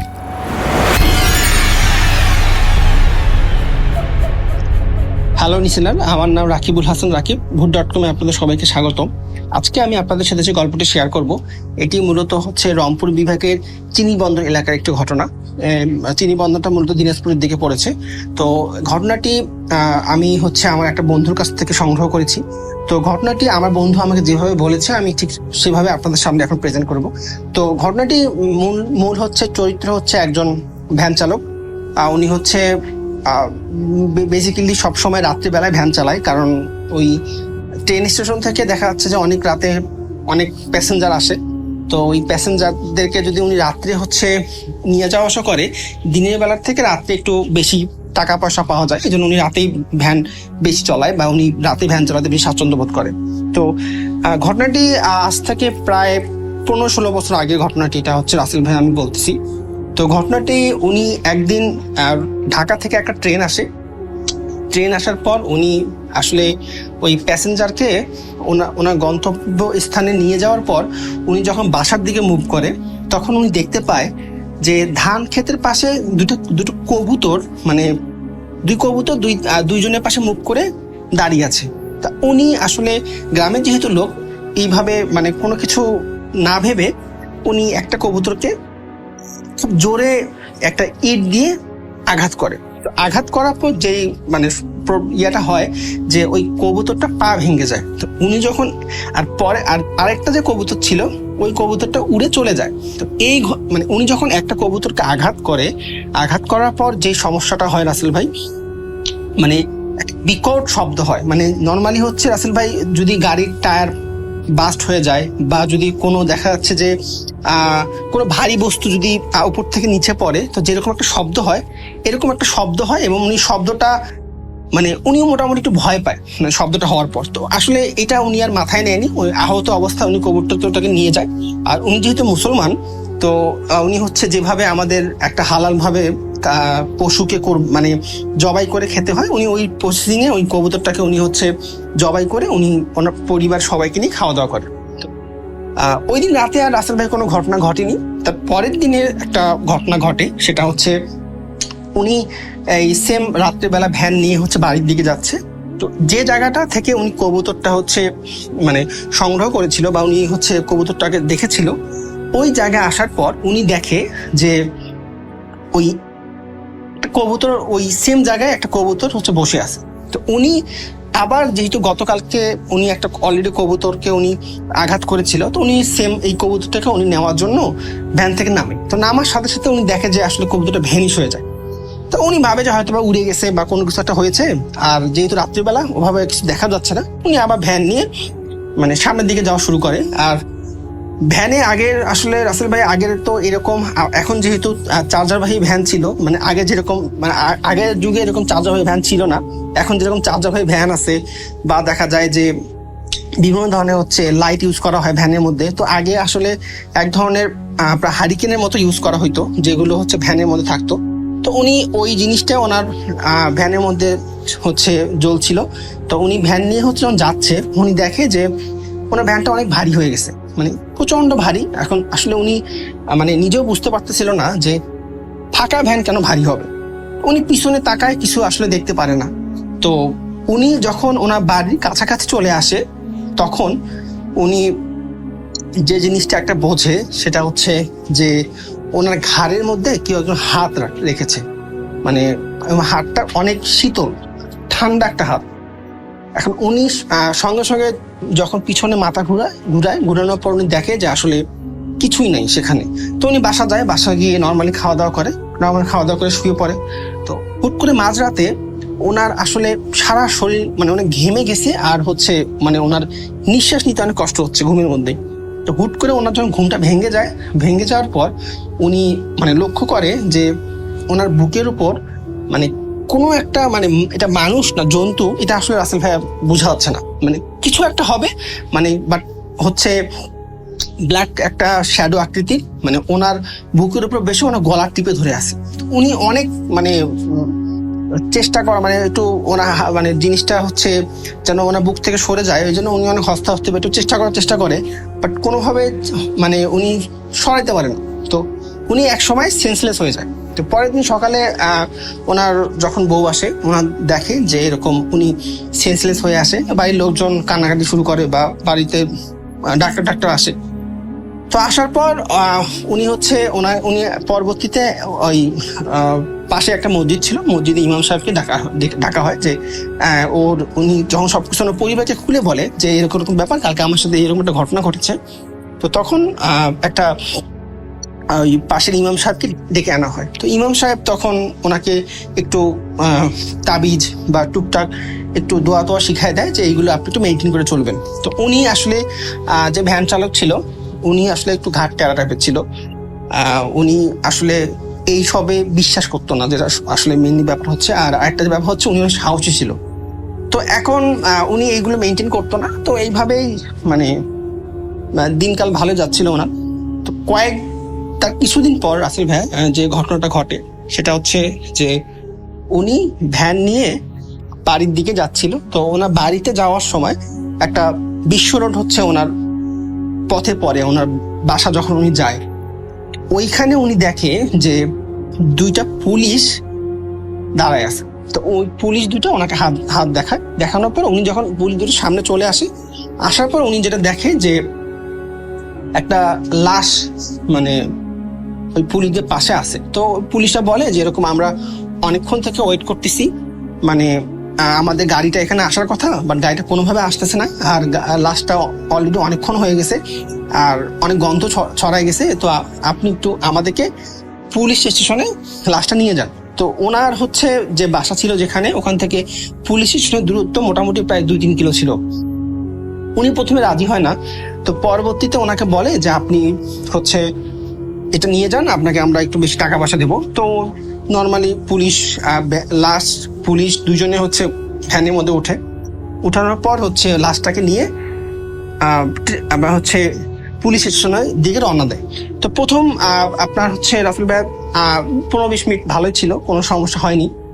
তো তার কিছুক্ষণ পর উনি দেখে যে পিছন থেকে মরমর মানে এক ধরনের যেরকম হচ্ছে মাছের কাঁটা যদি বিড়াল খায় বা যদি হাড় হচ্ছে বিড়াল খায় যেরকম একটা শব্দ হয়, তো এরকম একটা শব্দ হচ্ছে। তো উনি পিছনে মানে ভ্যানটাকে একটু সাইড করে মানে উনি যখন পিছনে তাকায়, এটা আসলে দেখার পর রাসেল ভাই উনি অনেক হচ্ছে একজন সাহসী লোক ছিল, বাট এটা দেখার পর উনি একদম নার্ভাস হয়ে যায়। উনি দেখে যে দুইটা পুলিশ ছিল, ওই দুইটা পুলিশের একদম মানে নাড়ি ভুড়ি বা একদম বুক পুরা চিরে ওই লাশটা হচ্ছে দুইজনের মানে আপনার হচ্ছে শরীর খাচ্ছে। তো এটা দেখে উনি এতই ভয় পায়, উনি আসলে ওখানে সেন্সলেস হয়ে পড়ে যায়। তো এখন উনি সেন্সলেস হয়ে পড়ে যাওয়ার পর পরের দিন গ্রামের লোকজন যখন ওনাকে দেখে, যেহেতু উনি ওখানকার স্থানীয়, ওনাকে নিয়ে নিকটতম হাসপাতালে নিয়ে যাওয়ার পর প্রায় 2-3 দিন পর ওনার জ্ঞান ফেরে। তো জ্ঞান ফেরার পর উনি এই ঘটনাটা আসলে ওনার পরিবারকে বলে। এখন এবং কিন্তু এখানে রাসেল ভাই যে ব্যাপারটা হয় সেটা হচ্ছে যে উনি এই মানে ওনার চোখে এরকম একটা ভয়ঙ্কর ঘটনা দেখার পর উনি আসলে ওই দিন রাতে উনি স্ট্রোক করছিল। তো মাঝখানে ওনার চিকিৎসার পর উনি আসলে রাসেল ভাই মানে মারা যায়, মানে একটা সময় হচ্ছে উনি মারা যায়। তো পরবর্তীতে ওনার পরিবারের লোকজন জাস্ট কিউরিওসিটির জন্য যে কেন ওনার সাথে এরকম ঘটলো বা কি জন্য হয়েছে এটা জানার জন্য একজন কবিরাজের শরণাপন্ন হয়। ওই কবিরাজের কাছ থেকে জিজ্ঞেস করে যে এরকম ব্যাপার ওনার সাথে কেন হয়েছিল। তো কবিরাজ ওখানে যে কাহিনীটা বলে এটা হচ্ছে ওখানে যে দুইটা কবুতর ছিল, ওই কবুতর দুইটা হচ্ছে জিন ছিল, দুইটা কবুতরের জিন ছিল। তো একটা কবুতরকে আঘাত করার ফলে মানে ওই যে কবুতরটাকে উনি হচ্ছে মানে বাসায় নিয়ে যায়, ওই কবুতরটা আসলে একটা বাচ্চা জিন ছিল। তো বাচ্চা জিন থাকার কারণে ওই কবুতরটার হচ্ছে ওই রকম শক্তিটা একটু কম ছিল অন্যান্য হচ্ছে প্রাপ্তবয়স্ক জিনদের থেকে। তো ওই বাচ্চা জিনটা ওইখানে আঘাত পাওয়ার পর যখন কবুতরটাকে হচ্ছে মানে জবাই করা হয় খাওয়ার জন্য, তো ওই জিনটার হচ্ছে জীবনটা ওই কবুতর সাথেই ছিল। তো ওই কবুতরটা যখন মারা যায় তখন ওই জিনটাও মারা যায়। তো তখন ওই মানে ওই কবুতরের সাথে আরেকটা যে কবুতর ছিল, ওইটা ছিল হচ্ছে আরেকটা জিন, ওটা প্রাপ্তবয়স্ক একটা জিন ছিল। তো ওই জিনটা আসলে মূলত হচ্ছে এই ভ্যান চালককে হচ্ছে বিভিন্নভাবে ভয় দেখাইছে। তো উনি ভয় দেখানোর পর যখন উনি কোনোভাবে ভয় পাইতো না, মানে জিনটার আসলে মেইন হচ্ছে অ্যাম্বিশন ছিল যে কোনো না কোনোভাবে ক্ষতি করা। তো এখন ওই জিনটা পরবর্তীতে ওনাকে এমনভাবে ভয় দেখাইছে যে পরবর্তীতে আসলে উনি মানে স্ট্রোক করে মারা যায়। তো এটাই ছিল আমার ঘটনা রাসেল ভাই, সবাই ভালো থাকবেন, ধন্যবাদ। Welcome back. আপনাদের সবাইকে পবিত্র ঈদ উল আজহার শুভেচ্ছা আমার পক্ষ থেকে। আমি রাসেল আছি আপনাদের সাথে, এতক্ষণ ছিলাম, আপনাদেরকে ঈদ এপিসোড উপহার দিলাম। জানি না কেমন লেগেছে, তবে যদি এতটুকু ভালো লাগে তাহলে আমি নিজেকে ধন্য মনে করব এবং মনে করব যে আপনাদের এত ব্যস্ততার মাঝে, ঈদের এই ব্যস্ততার মাঝে আপনারা যেটুকু সময় আমাদেরকে দিলেন সেইটুকু সময় আমাদের সাথে আপনাদের আনন্দে কেটেছে, ভালো কেটেছে, আপনারা উপভোগ করেছেন, এটাই আমাদের সবচাইতে বড় পাওয়া। আপনারা আমাদেরকে কমেন্ট করুন। আমাদের ফেসবুক পেজ হচ্ছে www.facebook.com/russell.স্বাধীন। আমাদের যে স্বাধীনের যে কমেন্ট সেকশন আছে সেই কমেন্ট সেকশনেও কিন্তু আপনারা আমাদেরকে লিখতে পারেন, আমাদের সাথে কথা বলতে পারেন। আর যে কোনো প্রয়োজনে যে কোনো সময় আমাদের সাথে যোগাযোগ রাখুন। আমাদের সাথে সব সময় জানিয়ে দিন আপনাদের কোনটা ভালো লাগছে, কোনটা ভালো লাগছে না, কী অবস্থা, সব কিছু জানতে চাই আপনাদের কাছ থেকে। কথা না বাড়িয়ে আমরা সরাসরি চলে যাব আজকের মতো, কিন্তু বিদায় নিচ্ছি এই কারণেই যে রাত হয়ে যাচ্ছে এবং আপনাদের অনেক মূল্যবান সময় আমরা নিয়ে ফেলেছি। ঈদের মধ্যেও আত্মীয় পরিজন নিয়ে ঈদ কাটাতে গেছেন, এখন সবচেয়ে বেশি সময় কাটানো দরকার আত্মীয় পরিজনের সাথেই। আর সব কিছু বাদ, আপনাদের ঈদ ভালো কাটুক, ঈদের মতো আনন্দময় হোক প্রতিটি দিন, এই কামনায় আজকের মতো শেষ করছি। আল্লাহ হাফেজ। You never were alone.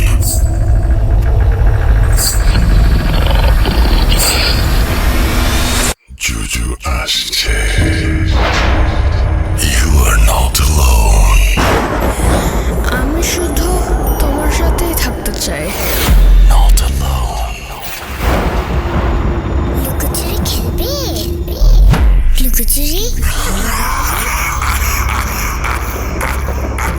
You will never be alone.com.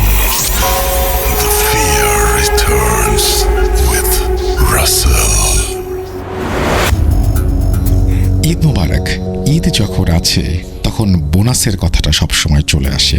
যখন ঈদ আসে তখন আমরা দেখি নানা জায়গায় আমরা বোনাস নিয়ে কথা বলছি বা সেলামি নিয়ে কথা বলছি। ঈদের বোনাস বলুন আর সেলামি বলুন, যে কোনো একটি যেটা আপনার জন্য সুবিধা সেটিকেই ধরে নিন, কারণ এই মুহূর্তে বোনাস বা সেলামি হিসেবে আফরান ভাইয়ের আরও একটা ঘটনা আমি প্লে করতে যাচ্ছি। এটিও ঈদ উপলক্ষে আমাদের বিশেষ উপহার ভূত.com-এর তরফ থেকে। আশা করছি ভালো লাগবে আপনাদের। চলুন কথা না বাড়িয়ে সরাসরি ঘটনায় যাওয়া যাক। আসসালামু আলাইকুম। ভূত.com-এর সকলকে জানাচ্ছি পবিত্র ঈদ উল আজহার শুভেচ্ছা। ঈদ মোবারক। আশা করি সবাই ভালো আছেন, সুস্থ আছেন।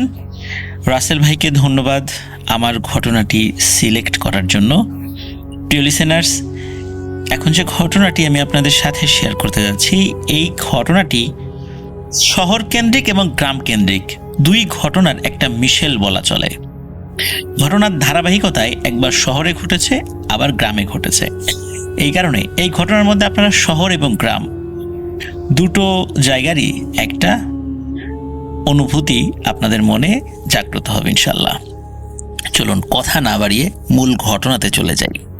এবারের ঘটনাটিও আমি যার কাছ থেকে পেয়েছি তার নাম হচ্ছে সৌমিত্র রয়।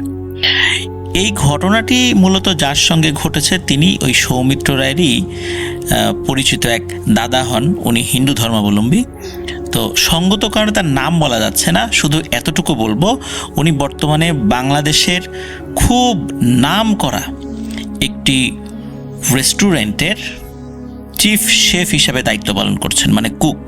তো ঘটনাটি যখন ঘটেছিল 2008 সাল, উনি 2008 সালের আগেই ওনার গ্রামের বাড়ি থেকে ঢাকাতে এসেছিলেন। 2008 সালে উনি তখন একটি সাধারণ মানের একটি বেসরকারি প্রতিষ্ঠানে চাকরি করতেন। উনি থাকতেন ওই সময়টাতে মোহাম্মদপুরে একটি ছোট্ট বাসায় উনি একাই থাকতেন, ব্যাচেলর বাসায়। ওনার সাথে কোনো রুমমেট ছিল না। সকালবেলা উনি অফিসে চলে যেতেন, নাস্তা বা দুপুরের খাবারটা উনি বাইরে সারতেন, রাতের বেলা উনি নিজে রান্না করে খেতেন। তো এইভাবেই চলছিল দিন। তো 2008 সালের একদম শেষ দিকে, তখন মানে ঠান্ডা পড়বে ভাব, অক্টোবরের শেষ দিকে নভেম্বরের শুরু, এমন একটা সময় আর কি। তো উনি ওই দিন অফিস থেকে বাড়িতে আসতে আসতে বেশ দেরি হয়ে যায়, মোটামুটি রাত 12টা সাড়ে 12টা বেজে যায় আর কি। তো আসার পরেই প্রথমে যে কাজ সেটি হচ্ছে যে ওনাকে রান্নার প্রক্রিয়া তো শুরু করতে হবে, কারণ উনি বাইরে থেকে আর খেয়ে আসতে পারেন নাই। কারণ উনি যখন রাতের বেলা ফিরছিলেন তখন ওনার বাসার আশেপাশে অনেক রেস্টুরেন্টগুলোই বন্ধ হয়ে গিয়েছিল, যার কারণে উনি বাইরে থেকে খেয়ে আসতে পারেন না। উনি চিন্তা করেন যাক, প্রতিদিন যেহেতু বাসায় রান্না করি, বাসায় আজকেও রান্না করব, দেরি হয়েছে তাতে কি। তো উনি বাড়িতে ফিরে কিছুটা ফ্রেশ হয়ে উনি রান্না চাপিয়ে দেন। এখন বেশি তরকারি রান্না করার তো এখন মানে সুযোগ নাই বা সময়ও নাই। উনি ওই ভাতের মধ্যে আলু টালু দিয়ে, আলু বেগুন মানে এগুলো ভর্তা করে খাবেন এই চিন্তা করে ভাত চড়ানোর পর উনি যেটি করেন সেটি হলো যে ওনার ফ্ল্যাটের যে বারান্দা, ওই বারান্দাতে চেয়ার রাখা ছিল, উনি বারান্দাতে এসে বসতেন। কারণ ওনার বারান্দার সাথে লাগোয়া হচ্ছে, মানে ওনার বাড়ির সাথে, যেই বাড়িতে থাকতেন আর কি, ওই বাড়ির সাথে লাগোয়া একটি চওড়া রাস্তা রয়েছে। খুব গলিও, মানে গলি বলা চলবে না, ও রাস্তায় গাড়ি টাড়ি ঢোকে আর কি, মানে প্রাইভেট কার, পাশাপাশি দুটো প্রাইভেট কার ক্রস করতে পারে এরকম একটা রাস্তা আর কি। ওরকম একটা রাস্তার পাশেই ওনার যেই বাড়িতে ভাড়া থাকতেন আর কি, সেই বাড়িটা আর কি। তো উনি ওই বারান্দায় এসে বসে উনি চিন্তা করছেন যে একটু ফোনে পরিবারের সাথে একটু কথা বলি বাড়িতে, দেশের বাড়ির লোকজন মানে এত রাত্রে জেগে থাকার কথা না, তারপরও জরুরি প্রয়োজন ছিল কথা বলার। তো উনি কথা বলছেন। তো কথা বলতে বলতে হঠাৎ করে মানে উনি দেখতে পান যে এই যে নিচের যে রাস্তা, ওই রাস্তার দুপাশে ল্যাম্পপোস্ট ছিল, ল্যাম্পপোস্টের আলো ক্ষীণ ছিল, মানে দীর্ঘদিন লাইট যদি আলো বিকিরণ করতে করতে অনেক সময় দেখা যায় যে আলোর পরিমাণটা কমে গেছে, ওই রকম ছিল আর কি, আলোটা হালকা আলো। তো উনি ওই হালকা আলোতে দেখছিলেন বেশ লম্বা একজন মহিলা, লম্বা বলতে খুব অস্বাভাবিক রকমের লম্বা, বিষয়টা এরকম নয়, ম্যাক্সিমাম 6 ফুট হবে এরকম একজন মহিলা, লাল শাড়ি পরা, বধূ বেশে লাল শাড়ি, বিষয়টা এরকম নয়, এমনি সাধারণ একটি লাল শাড়ি পরা বলে মনে হচ্ছে আলোতে, আর মাথায় ঘোমটা দেয়া। তো সে কি করছে, ওই রাস্তার এক পাশ থেকে আর এক পাশ পায়চারি করছে এবং খুব দ্রুত গতিতে হাঁটছে। প্রথম দিকে উনি মোবাইলে কথা বলতে বলতে অতটা ভালো বুঝতে পারেননি, মনে করছে এটা স্বাভাবিক, কেউ হয়তো বা প্রয়োজনে দ্রুত হাঁটছে। আবার চিন্তা করেছিলেন যে অনেক সময় যারা ডায়াবেটিসে আক্রান্ত হয় আর কি, তো তারা বিশেষ করে মহিলারা বাড়িতে যখন রাস্তাঘাটের লোকজন বেশি থাকে, ওনারা হাঁটাহাঁটি করতে বেশ আনইজি ফিল করেন, রাতের বেলা অনেক সময় তারা হাঁটাহাঁটি করেন এবং বেশ দ্রুত গতিতে হাঁটতে হয়। উনি মনে করেছেন এরকম কেউ হয়তো বা। তো উনি কথা বলছেন, মাঝে মাঝে চোখ চলে যাচ্ছে এরকম দ্রুত গতিতে হাঁটা, মানে যিনি হাঁটছেন তার দিকে। তো একটা পর্যায়ে ওনার মোবাইলের কথা বলা শেষ হয়ে যায়, কথা বলা শেষ করে উনি ফোনটা পাশে রাখেন। তখন উনি বসেছিলেন, এরকম হয়ে গেছে প্রায় 15 মিনিট হয়ে গেছে। তো 15 মিনিট ধরে যে ওই যে মহিলা হাঁটাহাঁটি করছে, এই বিষয়টা উনি মাঝে মাঝে তাকিয়েছেন, আর ওনার কনসেন্ট্রেশনটা ছিল তো যে ফোনে কথা বলছেন পরিবারের সাথে। তো উনি ফোন রেখে দেওয়ার পর উনি চিন্তা করছেন যে আচ্ছা এই মহিলা এবার একটু দেখিতে এইরকম করে হাঁটাহাঁটি করছে কেন, এটা তো খুব স্বাভাবিকভাবে হাঁটা না, কারণ যারা ব্যায়ামের জন্য হাঁটেন তাদের হাঁটার একটা ধরন আছে, কিন্তু এনাকে দেখে স্বাভাবিক বলে মনে হচ্ছে না। উনি ভালো করে তার দিকে তাকান, উনি দেখতে পান যে মানুষ হেঁটে গেলে হাঁটার সময় শরীরের এক ধরনের মুভমেন্ট হয়, যেটা স্বাভাবিক, পুরুষ হোক মহিলা হোক। কিন্তু এই মহিলা যে এত দ্রুত হাঁটছে, মনে হচ্ছে সে হাঁটছে না, সে ভেসে ভেসে যাচ্ছে, একবার এপাশ একবার ওপাশ, রাস্তার এই মাথা ওই মাথা, রাস্তায় ওই সময় কোনো লোকজন নাই। আর তখন বেশ রাত, উনি রাত 12:30টায় বাসায় আসছেন, আবার রান্না চড়িয়েছেন ফ্রেশ হয়ে, তো মোটামুটি রাত তখন বেশ অনেকই বাজে। রাস্তাঘাটের লোকজন নাই কেউই, মাঝে মাঝে দু একটা কুকুরের ঘেউ ঘেউ শব্দ শোনা যাচ্ছে নিচ থেকে, এছাড়া আর কোনো সারা শব্দ নেই। তো উনি চিন্তা করলেন, ধুর, এই মহিলা হাঁটছে হাঁটুক, এগুলা দেখে আমার লাভ কি। তো উনি একটা সিদ্ধান্ত উপনীত হন যে এই মহিলাটা স্বাভাবিক কোনো মহিলা নেই, এটা কোনো একটা পাগলি হবে, তাছাড়া এরকম অস্বাভাবিক রকমের হাঁটাহাঁটি কেউ করে না। তো উনি বিষয়টা ওই পর্যন্তই ভেবেছেন, কোনো প্যারানর্মাল কোনো কিছু ওরকম মনে করেন নাই। তারপর ওনার তো মনে পড়ে যে উনি তো ভাত বসিয়ে রেখেছেন, তো উনি আবার বারান্দা থেকে ঘরে চলে আসেন। উনি ঘরে এসে স্বাভাবিকভাবে ভাতের খাওয়ার যে প্রসেসটা, মানে আবার আলু ভর্তা এগুলো সব কিছু করে খাওয়া দাওয়া করে বিছানা পেতে উনি শুয়ে পড়েছেন। তো উনি যখন শুয়ে পড়েছেন তখন ওনার ভাষ্য মতে রাত আনুমানিক প্রায় 2:30টার মতো বাজে, মানে এরকম সময় আর কি হয়েছে আর কি, শুয়ে পড়তে পড়তে এরকম, আর অন্যান্য হাতের কাজ শেষ করতে করতে, তারপরে কিচেনটা গুছিয়ে রাখতে রাখতে এরকম সময় হয়েছে।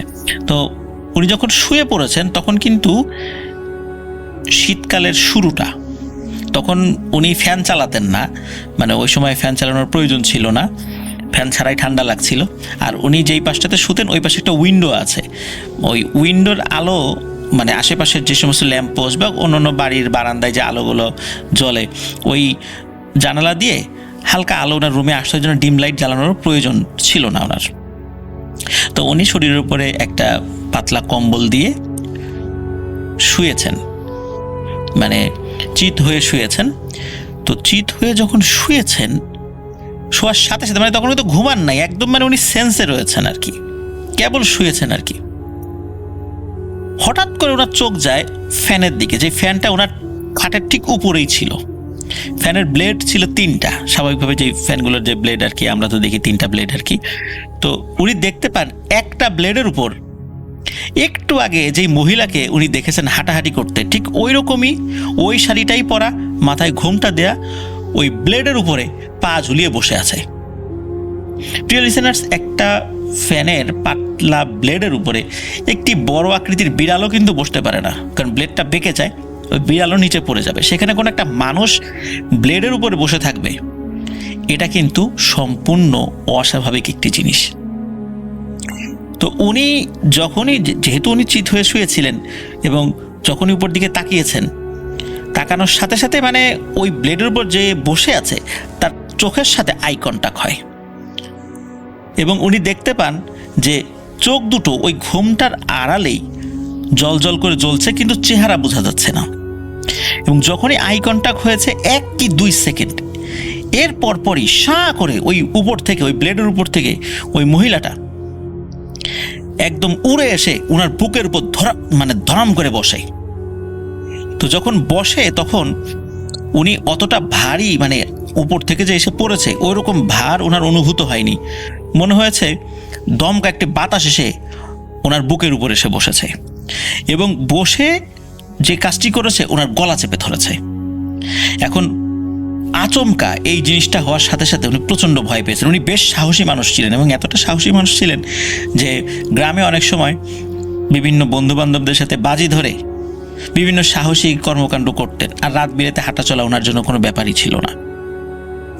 তো উনি যতই সাহসী হন না কেন, হঠাৎ করে ব্লেডের উপর এরকম একজন মানুষকে বসে থাকতে দেখা, তারপরে আবার এরকম উড়ে এসে তার বুকের উপর বসে পড়ে এবং তার গলা চেপে ধরা, এই বিষয়টা তাকে হঠাৎ করেই ভয় পাইয়ে দেয়। আর যখন এই কাজটি হচ্ছে তখন উনি হাত দুটি ছাড়ানোর জন্য চেষ্টা করছেন। উনি যখন ওনার দুই হাত দিয়ে ওনার গলায় চেপে ধরা হাত দুটি ধরেছেন, মানে ছাড়িয়ে নেওয়ার জন্য, উনি অদ্ভুত রকমের একটা অনুভূতি ওনার শরীরের মধ্যে, মানে উনি ফিল করেন আর কি, এই অনুভূতিটা ফিল করেন। উনি বুঝতে পারেন যে উনি যেই হাতটা ধরেছেন এটা আসলে হাতই না, মনে হচ্ছে উনি বাতাসের মধ্যে হাত ঢুকিয়ে দিয়েছেন, মানে একটা বায়বীয় একটা অবয়ব হচ্ছে ওই হাত। অথচ এই শক্ত হাতটি ওনার গলা চেপে ধরেছে, কিন্তু ওই যখন উনি ওই হাতটি চেপে ধরতে গিয়েছেন, ওই হাতটি একটা বায়বীয় হাত। এরপরে উনি ওনার দুই হাত দিয়ে ওই যে ওনার বুকের উপর বসে থাকা যে অবয়বটি শাড়ি পরা, তাকে জাপটে ধরে ওনার বুকের উপর থেকে সরানোর চেষ্টা করতে গিয়েছেন। যখন দুই হাত দিয়ে তাকে জাপটে ধরতে গিয়েছেন, তখন দেখে আরে এটা তো কোনো অবয়বই না, এটা একটা বায়বীয় জিনিস। ওনার হাত ওই অবয়বটি শরীরের ভিতর দিয়ে চলে যাচ্ছে। এখন উনি কি করবেন? ওদিকে ওনার নিঃশ্বাস কিন্তু অলরেডি বন্ধ হয়ে গেছে, মানে আর অল্প কিছুক্ষণ থাকলে ওনার মৃত্যু অনিবার্য অবস্থায় উনি একটু সাহস সঞ্চয় করে উনি ওনার নিজের শরীরটাকেই বাঁকিয়ে ফেলেন এবং বাঁকিয়ে একটা শরীর, মানে ওনার শরীরটাকে একটু ঝাড়া দেওয়ার চেষ্টা করেন। যখন ঝাড়া দেওয়ার চেষ্টা করেছেন, তখন ওনার শরীরের উপর থেকে ওই জিনিসটা খাটের এক পাশে পড়ে গেছে। পাশে বলতে ওনার তো সিঙ্গেল চৌকি ছিল, খাটের নিচে পড়ে যায়। নিচে পড়ে যাওয়ার পর উনি দেখতে পান ওই জিনিসটা হামাগুড়ি দিয়ে খাটের নিচে ঢুকে গেল, এবং খাটের নিচে ঢুকে ওনার পা যেদিকে ছিল ওই দিক দিয়ে বের হয়ে আবার হামাগুড়ি দিয়ে ওনার বুকের উপর এসে ধরম করে বসেছে, বসে আবার ওনার গলা চেপে ধরেছে। উনি এবারও ধস্তাধস্তি করার চেষ্টা করেন, কিন্তু এবারও দেখেন যে তার অবয়বটা বায়বীয় অবয়ব, মানে ওনার সাথে কোনোভাবে পেরে উঠছে না। উনি যেই প্রক্রিয়াতে শুরুতে ওই অবয়বটিকে শরীরের উপর থেকে ফেলে দিতে পেরেছিলেন, তিনি একই প্রক্রিয়ায় তাকে ফেলে দেন। ওই অবয়বটি আবারও চোখের নিচে ঢুকে যায়, এবার তার মাথার সাইড দিয়ে বের হয়, চোখের ওই সাইডটা দিয়ে বের হয়ে আবার তার বুকের উপর এসে বসে। এবার আর শুধু গলা চেপে ধরেছে বিষয়টা এরকম না, তার শরীরটাকে খামচা দিতে থাকে। উনি ফিল করেন ওই অবয়বটার হাতের নখগুলো বেশ ধারালো, এবং ধারালো ওই নখ দিয়ে তার শরীরটাকে সে ক্ষতবিক্ষত করছে। তো উনি ওনার জায়গা থেকে সর্বোচ্চ চেষ্টা করছেন। আর উনি যেই তন্ত্রমন্ত্র জানতেন, ওনার ধর্মের যেই তন্ত্রমন্ত্রগুলো, সেগুলো উনি পাঠ করছেন, কিন্তু ওই যে অবয়বটি, এই অবয়বটির এখান থেকে সরে যাওয়ার কোনো নাম নিশানা নেই। এর মধ্যে উনি একবার সেন্সলেস হয়ে যান। কতক্ষণ সেন্সলেস ছিলেন উনি বলতে পারেন না। ওনার আবার যখন ঘুম ভাঙে, তখন দেখে ওই অবয়বটি তার পাশে দাঁড়িয়ে আছে। যখনই সেন্স ফিরেছে, আবার ওই অবয়বটি তার উপর চড়াও হয়। এইভাবে তার সাথে ধস্তাধস্তি চলতে থাকে। একটা পর্যায়ে কি হয় যে ওনার ওই বাড়ির পাশে, যে বাড়িতে ভাড়া থাকতেন, ওই বাড়ির পাশে একটা মসজিদ ছিল। ঠিক ওই মসজিদ থেকে আজানের শব্দ আসে না, অনেক দূর থেকে একটা আজানের শব্দ ভেসে আসে, মানে সেটা অনেক দূরের একটা মসজিদ আর কি। মানে তখন ফজরের আজানের সময় হয়ে গেছে। যখন ওই ধস্তাধস্তির একটা পর্যায়ে ফজরের আজানের সময় হয়ে গেছে এবং দূর থেকে আজানের ধ্বনিটা ভেসে আসে, তখন ওই অবয়বটি ওই ভাইকে ছেড়ে দিয়ে সে ওই যে বারান্দার দিকে চলে যেতে চায়। আর যখন বারান্দার দিকে চলে যেতে মানে উদ্যত হয় এবং কিছুটা পথ এগিয়েও যায়, তখন ওই ভাইয়ের হয় হলো প্রচণ্ড রাগ। ভয় তো ছিল এবং রাগও হয় প্রচণ্ড, যে তার শরীরটাকে ক্ষতবিক্ষত করলো, আচমকা এভাবে এসে আক্রমণ করে তার ভয় পাইয়ে তো দিয়েছেই এবং তার শরীরে অনেক ক্ষতি সাধন করেছে। সে চিন্তা করে, দাঁড়া, তুই যাবি কোথায়? তো উনি শরীরটা যদি ওনার খুব দুর্বল হয়ে পড়েছে, তারপরও উনি কষ্টে মষ্টে নিজের শরীরটাকে দাঁড় করান। দাঁড় করিয়ে উনি ওই অবয়বটার দিকে এগিয়ে গিয়ে ওই অবয়বটার এই যে এত ধস্তাধস্তি হচ্ছে, তার মাথার ঘোমটা কিন্তু খোলে নাই, তার পুরো চেহারা কিন্তু সে কখনো দেখতে পায়নি, জাস্ট খালি জলজলা চোখটাই দেখেছিল।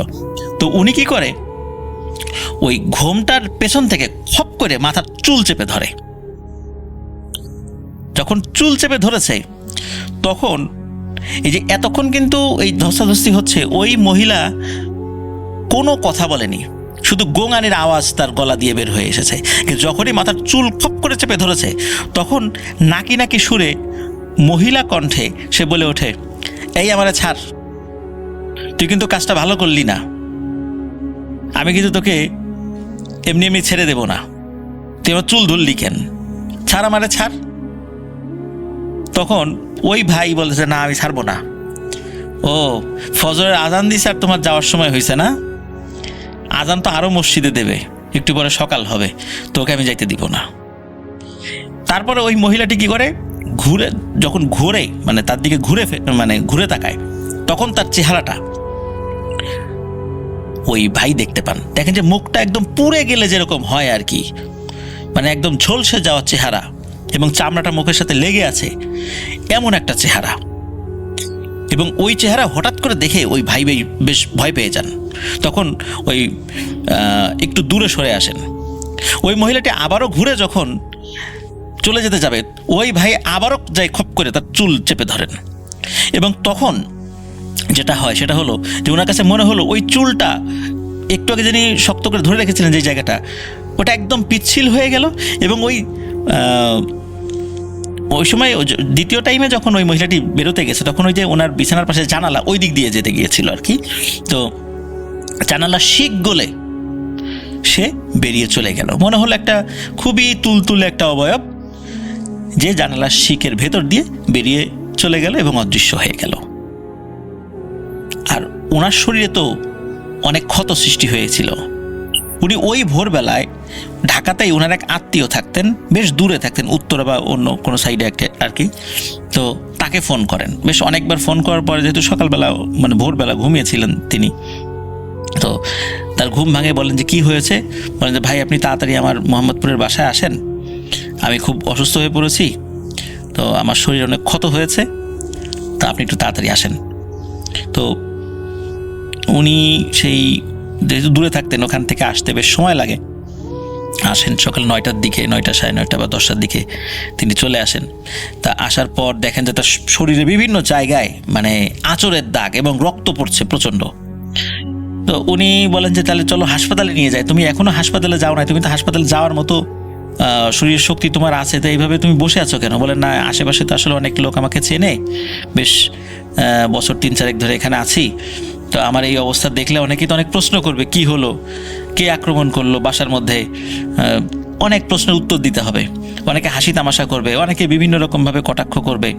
তো এই জন্য এই বিষয়টা আমি এড়িয়ে যেতে চাই, আমি এখানে ডাক্তার দেখাতে চাই না, আপনি আমাকে দেশের বাড়িতে নিয়ে চলেন। তো সাথে সাথে ওই লোকটা তার দেশের বাড়িতে নিয়ে যায়। দেশের বাড়িতে নিয়ে যাওয়ার পর স্থানীয় একজন ভালো কবিরাজ ডাকা হয়, যেহেতু উনি পুরো ঘটনাটা সকলকে বলেছিলেন এবং সকলে বুঝতে পেরেছেন এটা কবিরাজকে ডাকতে হবে। তো একজন কবিরাজকে ডাকে, উনি খুব ভালো একজন কবিরাজ ছিলেন। কবিরাজ আসেন, আসার পরে সব কথা শোনেন এবং ওনাকে কিছু ট্রিটমেন্ট দেন। উনিও ওনার যেই সমস্ত ট্রিটমেন্টগুলো সেগুলো উনি করেন এবং বলেন যে তোমার যে ক্ষতিটা হয়েছে শারীরিক ক্ষতি, তো এটা তোমাকে ডাক্তার দেখাতে হবে, ডাক্তারি ট্রিটমেন্ট তোমাকে করাতে হবে। তো উনি বাড়িতে যাওয়ার পর প্রায় 10 দিন উনি জ্বরে আক্রান্ত ছিলেন আর শরীরটা অনেক দুর্বল হয়ে পড়েছিল। প্রায় মাস 3 উনি টানা চিকিৎসা নিয়েছিলেন বাড়িতে থেকে। আর ওই যে কবিরাজ তাকে নির্দিষ্ট কিছু কাজ শিখিয়ে দেন যে তুমি কন্টিনিউ এটা করতে থাকবে।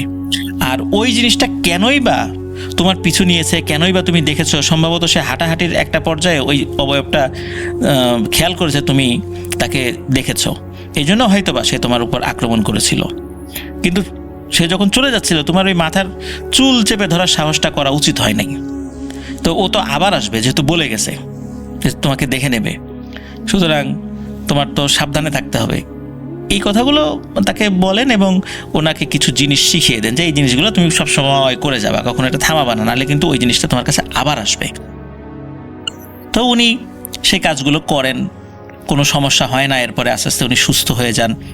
আবার উনি ঢাকাতে আসেন, আগের চাকরিটা তো ছিল না।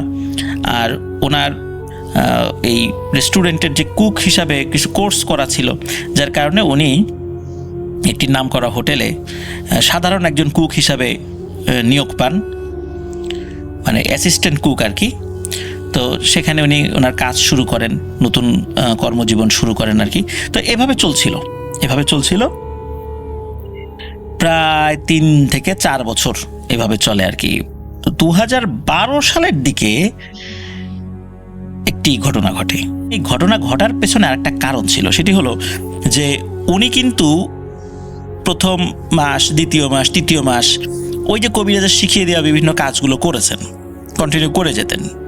কিন্তু আস্তে আস্তে যখন উনি সুস্থ হয়ে গেলেন, কোনো ভয়ের ঘটনা ঘটে না। রাতের বেলা আবার উনি বাসায় একা থাকতেন, কোনো ধরনের কোনো কিছু উনি দেখেন নাই। তো এইভাবে যখন 1 বছর 2 বছর 3 বছর পার হয়ে গেল, ওনার মধ্যে কিন্তু আস্তে আস্তে শিথিলতা চলে আসে। রাজের শিখিয়ে দেওয়া ওই আমলগুলোর উপর ওনার শিথিলতা যখন চলে আসে, তখনই এই ঘটনাটি ঘটে। উনি 2012 কি 13 সালের দিকে উনি ওই গ্রামের বাড়িতে, ওনার যে গ্রামের বাড়ি সেখানে গিয়েছিলেন।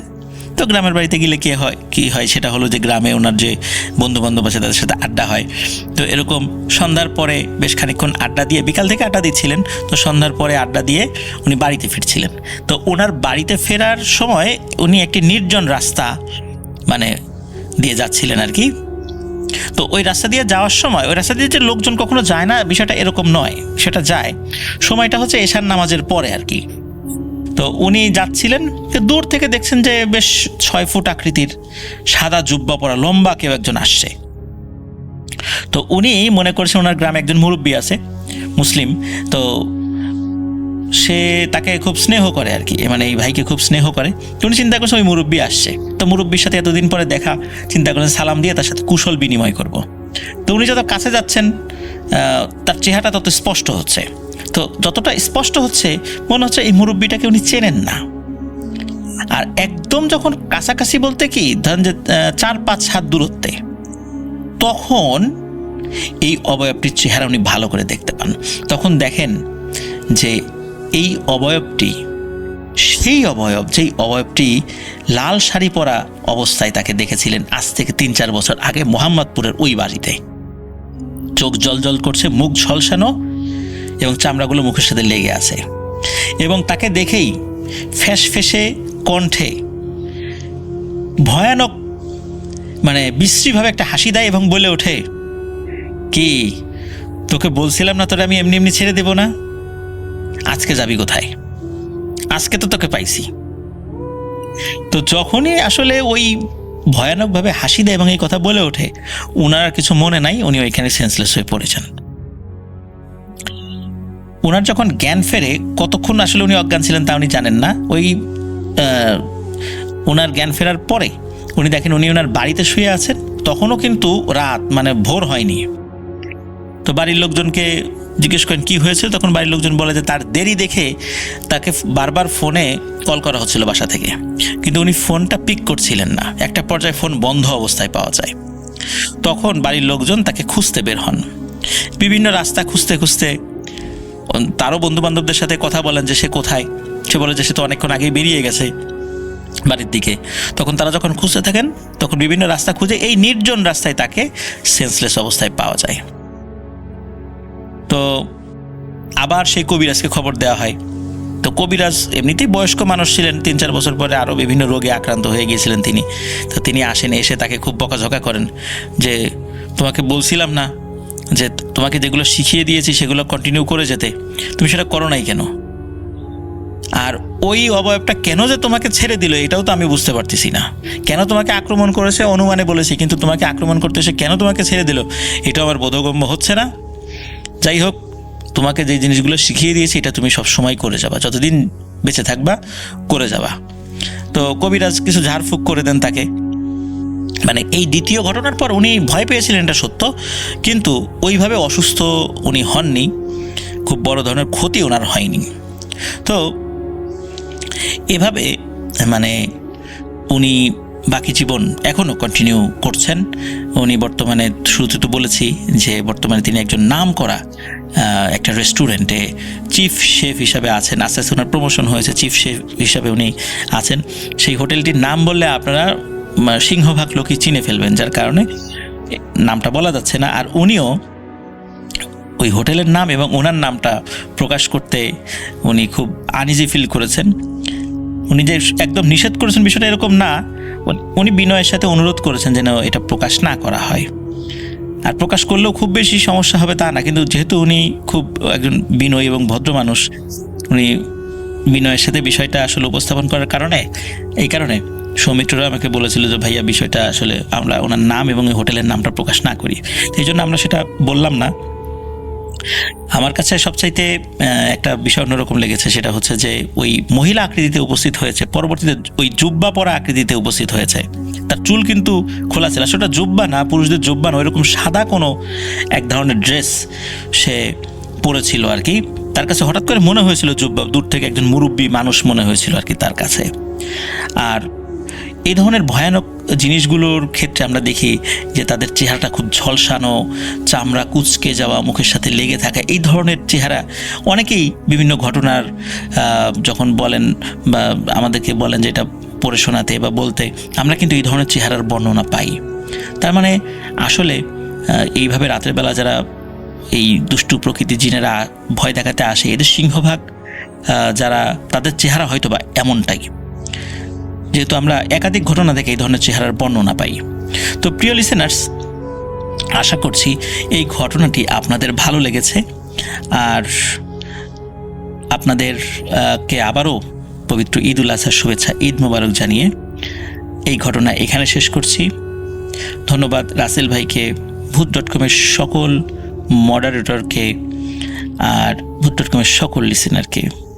আমার জন্য দোয়া করবেন, আমার পরিবারের জন্য দোয়া করবেন, আপনাদের জন্য দোয়া রইল। সবাই ভালো থাকবেন, সুস্থ থাকবেন।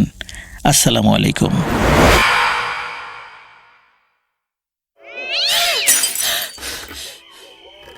আজ আবার শুনতে পাচ্ছেন শব্দটা?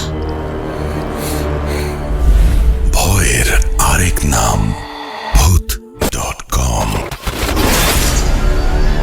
with Russell.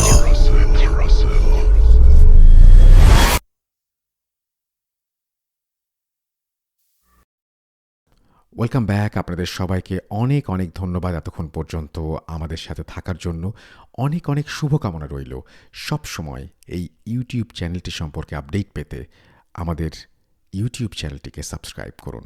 আশা করছি আমরা একসাথে অনেকটা পথ হাঁটব। আজকের মতো এখানেই বিদায় নিচ্ছি। সবাই ভালো থাকুন, সুস্থ থাকুন, মোস্ট ইম্পর্ট্যান্টলি ভূত.কমের সাথে থাকুন। আল্লাহ হাফেজ।